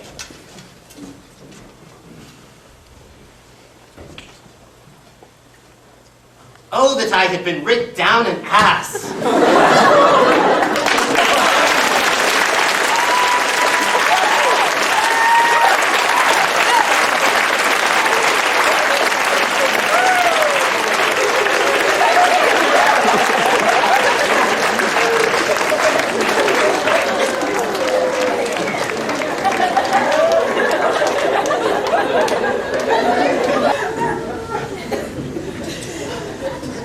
If you go on thus, you will kill yourself. And it is not wisdom thus to set in grief against yourself. I pray thee, cease thy counsel, which falls into mine ears as profitless as water in a sieve. Give not me counsel, nor let no comforter delight mine ear. Let such a one whose wrongs do suit with mine. Bring thee a father who so loved his child, whose joy of her was overwhelmed like mine, and bid him speak of patience. But brother, there is no such man. For brother, men can counsel and speak comfort to that pain that they themselves not feel, but tasting it, their counsel turns to passion, which before would give perceptual medicine to rage, bind strong madness in a silken thread, charm ache with air and agony with words. No.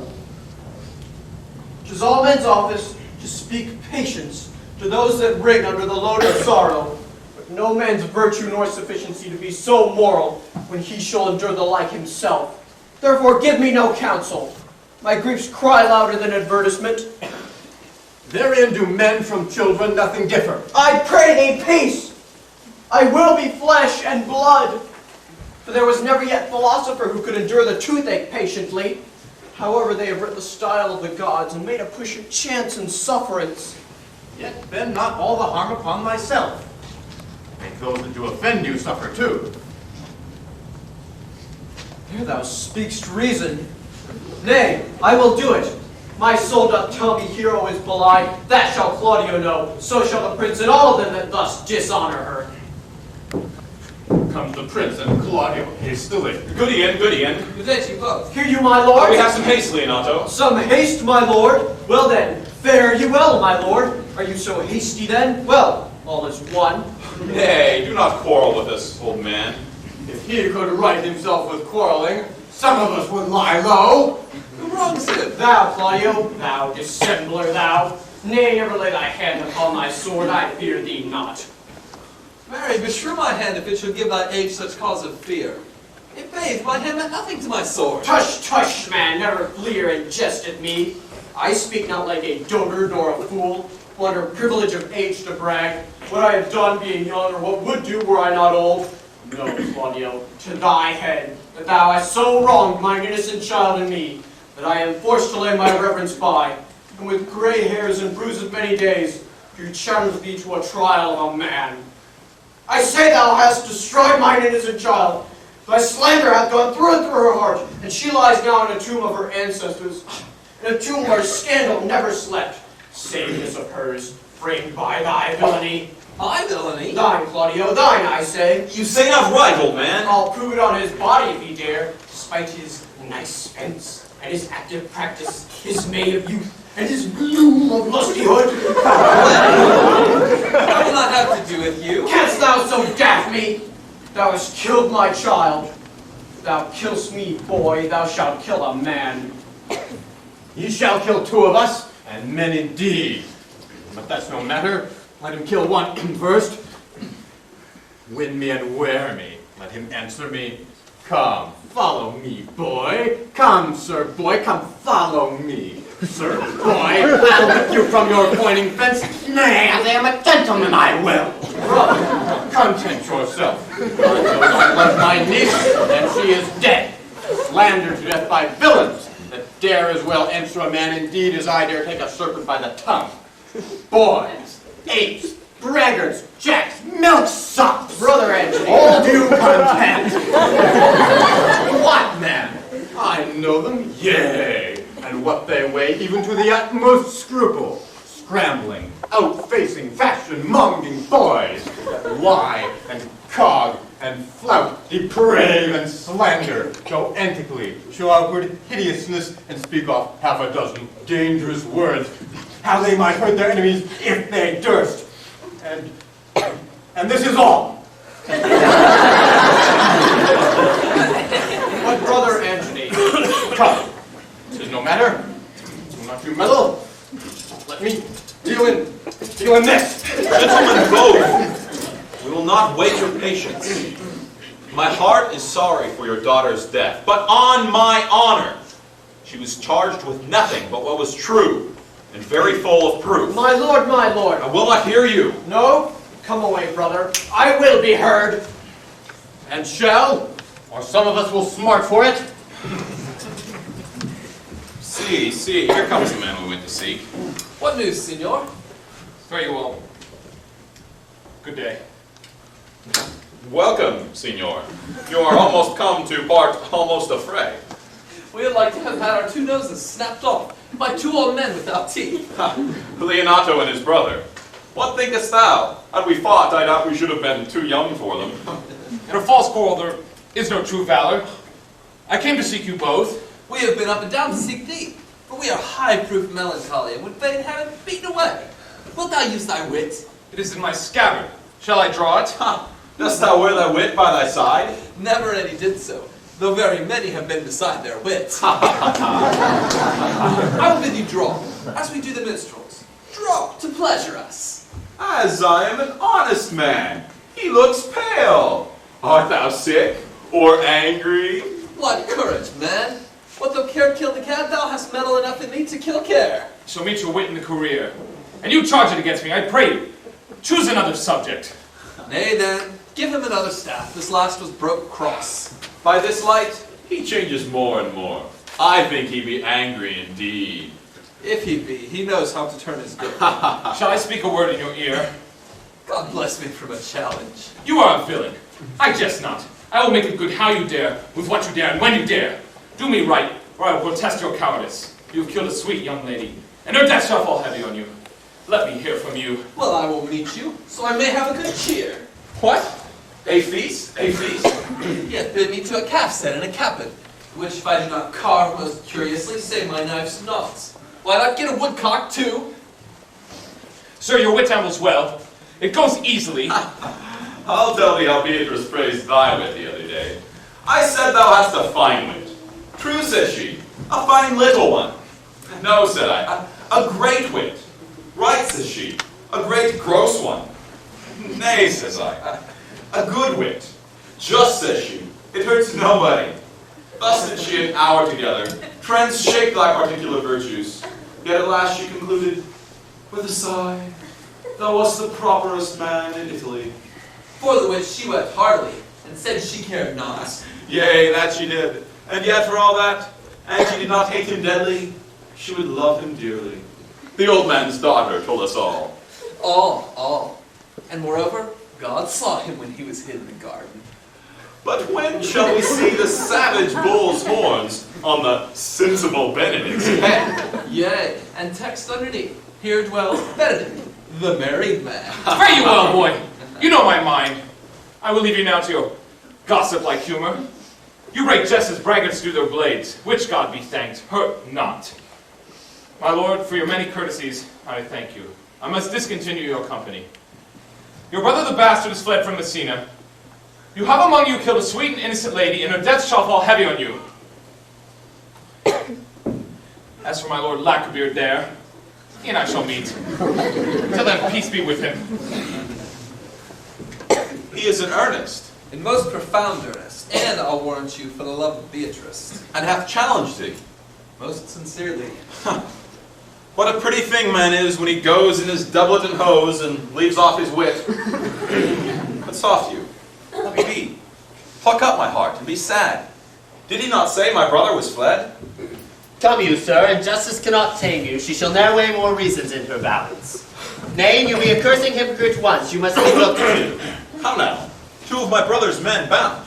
Baraccio one. Hearken after their offense, my lord. Officers, what offense have these men done? Marry, sir, they've committed false report. Moreover, they have spoken untruths. Secondarily, they're slanders. Sixth and lastly, they've belied a lady. Thirdly, they've verified unjust things. And, to conclude, they are lying knaves. First, I ask thee what they have done. Thirdly, I ask thee what's their offense. Sixth, and lastly, why they are committed. And to conclude, what you lay to their charge. Right reasons, and in his own division.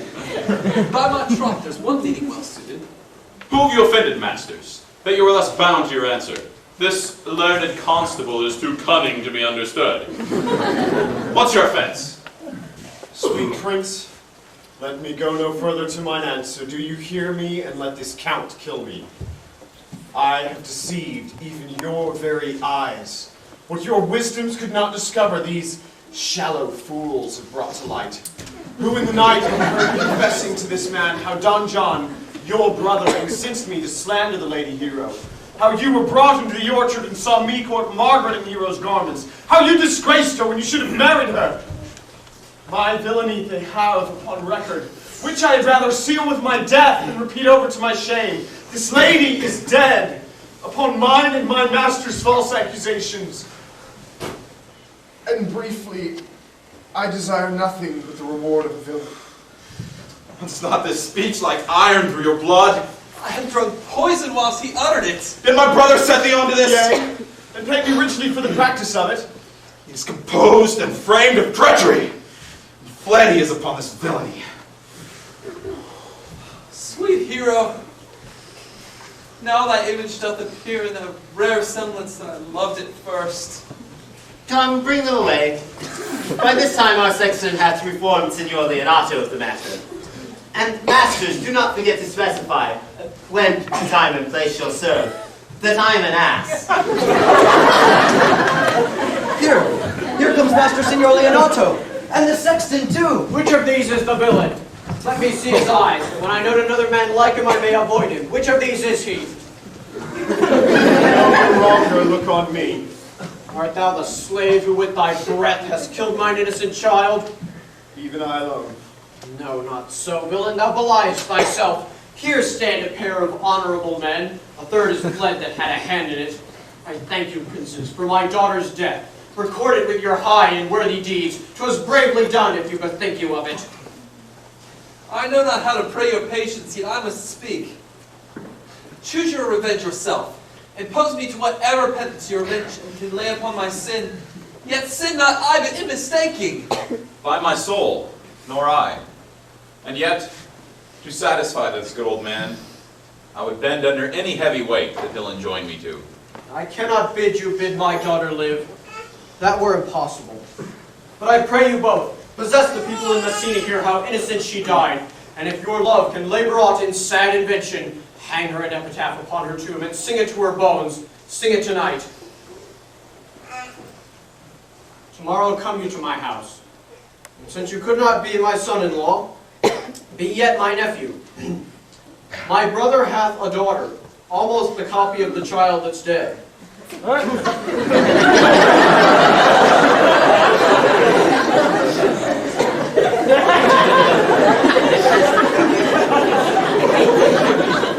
And she alone is heir to both of us. Give her the right you should have given her cousin, and so dies my revenge. Oh, noble sir, your overkindness doth wring tears from me. I do accept your offer, and for henceforth dispose of poor Claudio. Tomorrow then I will expect your coming. Tonight I take my leave. This naughty man shall face to face be brought with Margaret, who I believe was packed in all this wrong, hired to it by your brother. No! By my soul she was not, nor knew not what she did when she spoke to me. But I've always been just and virtuous in all that I do know by her. Moreover, sir, which indeed is not under black and white, this plaintiff here, the offender, did call me ass. I beseech you, let it be remembered in his punishment. I thank thee for thy care and honest pains. Your worship speaks like a grateful and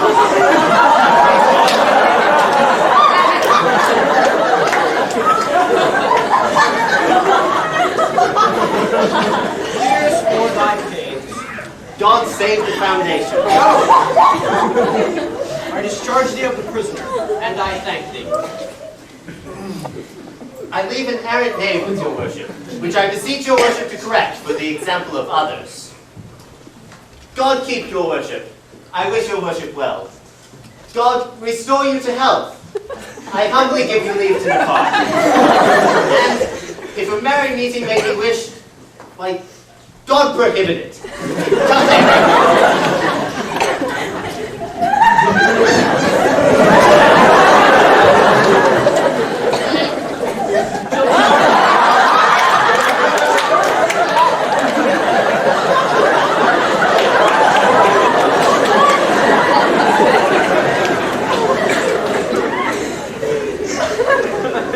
Until tomorrow morning, lords.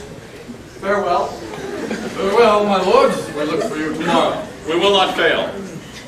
Tonight I'll mourn with Hero. Bring you these fellows on. We'll talk with Margaret, how her acquaintance grew with this lewd fellow.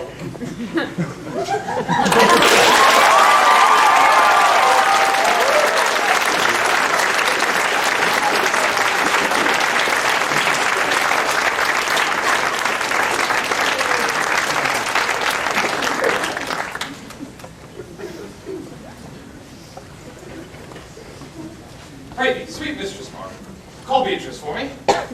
I will call my lady, who I think hath legs. And therefore will come.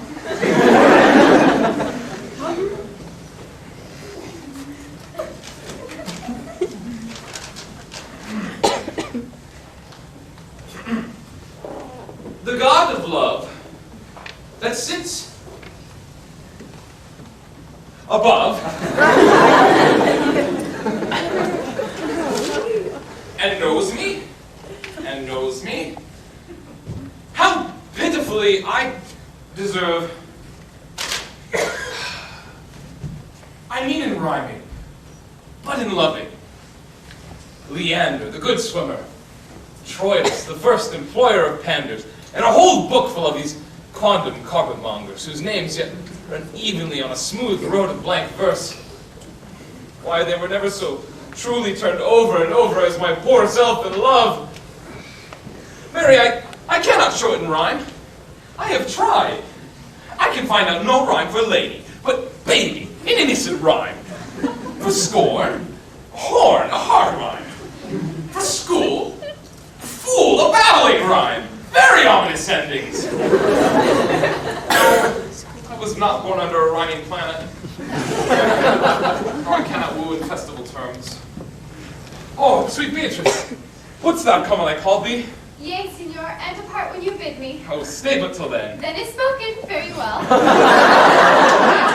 And yet, ere I go, let me go with that which I came for, which is knowing what hath passed between you and Claudio. Only foul words. And thereupon I will kiss thee. Foul words, but foul wind and foul spirits, but foul breath and foul breath is noisome. Therefore I will depart unkissed. Thou hast frightened the word out of its proper sense, so forcible is thy wit.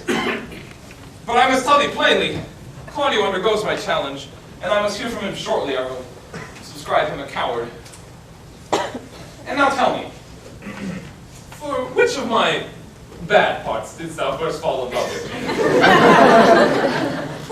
For all of them together, which maintain so politic a state of evil that they will not allow any good part to intermingle with them. But for which of my good parts did you first suffer love for me? Suffer love? A good epithet. I do suffer love indeed, for I love you against my will. In spite of your heart, I think. Alas, poor heart. If you spite it for my sake, I will spite it for yours, for I will never love that which my friend hates. Thou and I are too wise to move peaceably. It appears not in this confession. There's not one wise man among 20 that will praise himself. Oh, an old instance, Beatrice, that lived in the time of good neighbors. If a man do not erect his tomb in his own age ere he dies, he shall live no longer in monument than the bell rings or the widow weeps. And how long is that, think you? Question. Why an hour in clamor and a quarter in a room? It is expedient for the wise, therefore, if Don were, his conscience finding no impediment to the contrary, to be the trumpet of his own virtues, as I am to myself. So much for praising myself, who I myself will bear witness is praiseworthy. And now tell me, how about your cousin? Very ill. How do you? Very ill, too. Serve God, love me and men. Oh, and there will I leave you too, for here comes one in haste. Madam, you must come to your uncle. Yonder's old coil at home. It is proved my lady here hath been falsely accused, the prince and Claudio mightily abused, and Don John is the author of all, who is fled and gone. Will you come? Will you hear this news, Signor? I will live in thy heart, die in thy lap, and be buried in thine eyes. And moreover, I will go thee to thy office.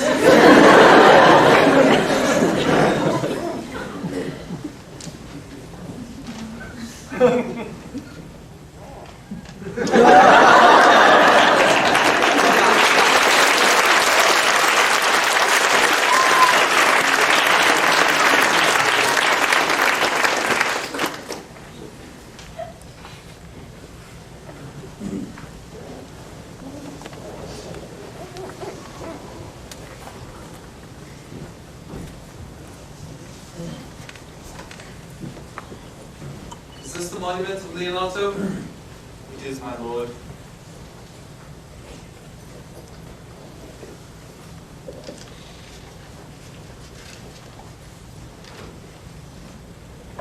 Done to death by slanderous tongues was the hero that here lies. Death, engirded of her wrongs, gives her fame which never dies. So the life that died with shame lives in death with glorious fame. Hang thou there upon the tomb, praising her when I am done. Now music, sound, and sing thy solemn hymn.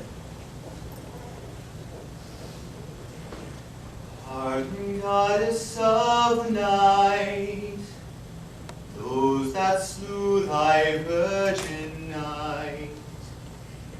for the which with songs of woe round about her tomb they go. Midnight, assist our moan, help us to sigh and groan. Heavily, heavily. Graves yawn and yield your dead, till death be uttered. Heavily, heavily.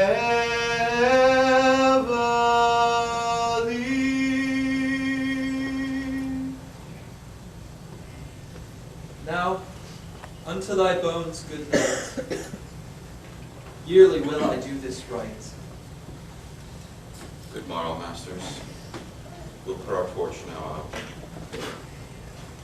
The wolves have preyed, and look, the gentle day, before the wheels of Phoebus round about, dapples the drowsy east with spots of gray. Thanks to you, and leave us. Fare you well. Good morrow, masters. Each his several way. Come, let us hence, and put on other weeds, and then to Leonato's we will go. And Hymen now with luck your issue speeds. And this, for whom we rendered up this will.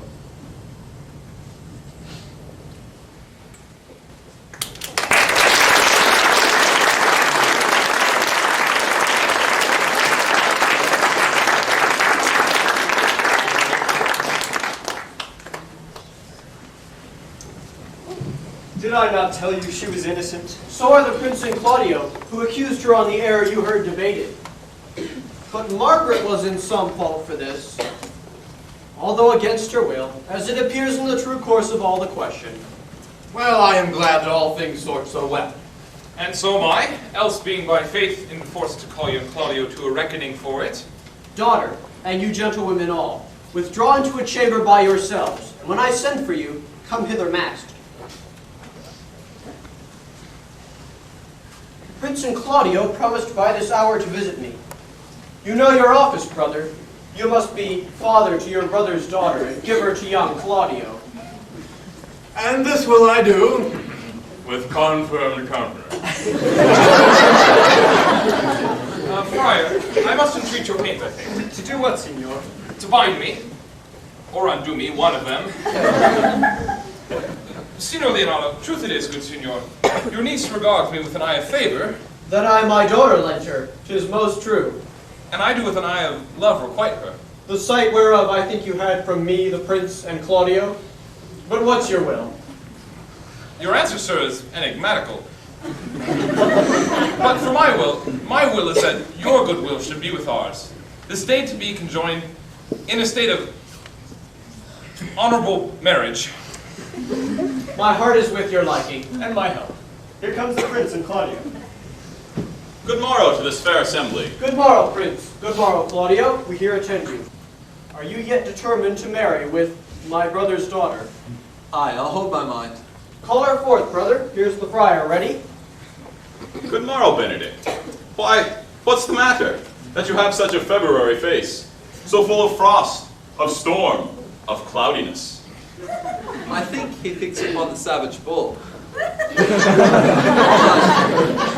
Fear not, man.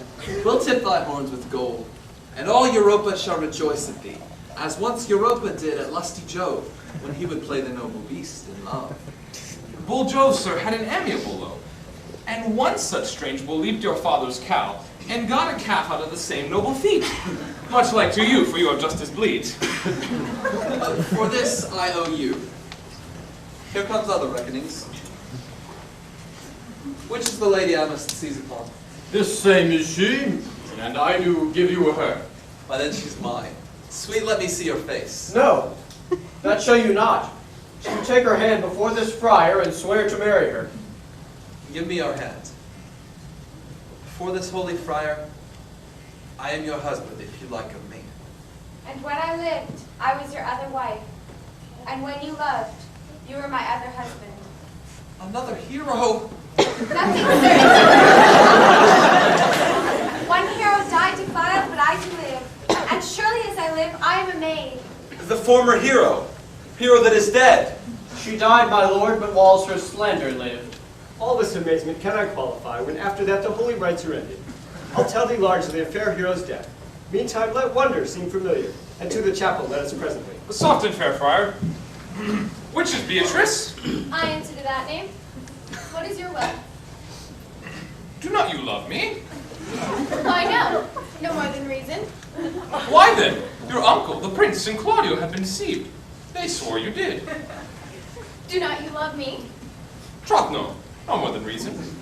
Well, then my cousin Margaret and Ursula were much deceived, for they did swear you did. They swore you were almost sick for me. They swore you were well nigh dead for me. 'Tis no such matter. Then you do not love me? No, but in friendly recompense. Come, cousin, I am sure you love the gentleman. And I'll be sworn upon it that he loves her, for here's a paper written in his hand. A halting sonnet of his own pure brain, fashioned to Beatrice. And here's another, written in my cousin's hand, containing her affection unto Benedict.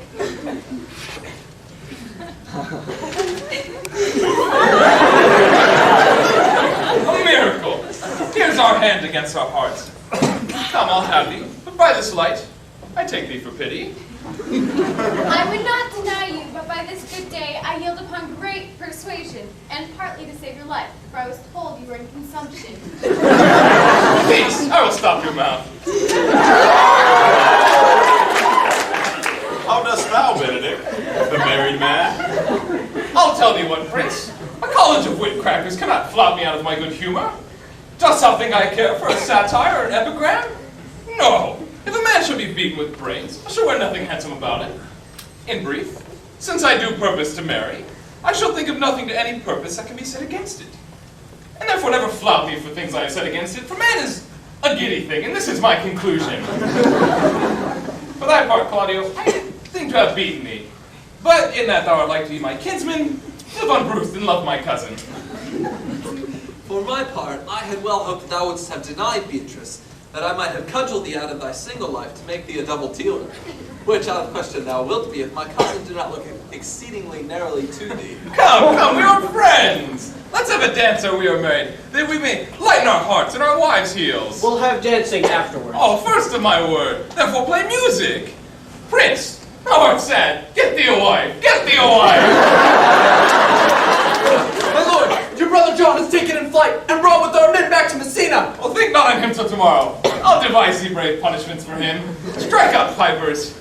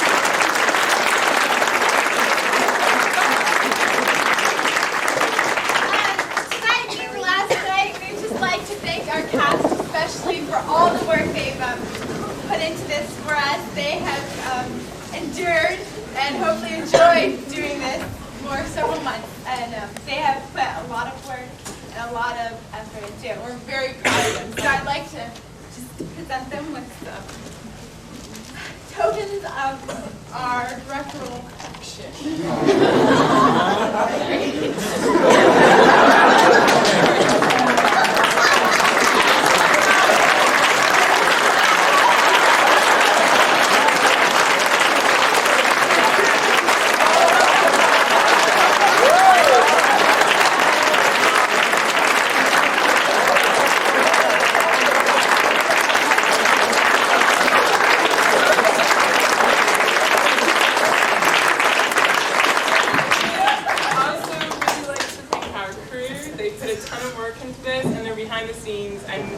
Sometimes they're totally unappreciated, but we really appreciate them. So could our crew please come out?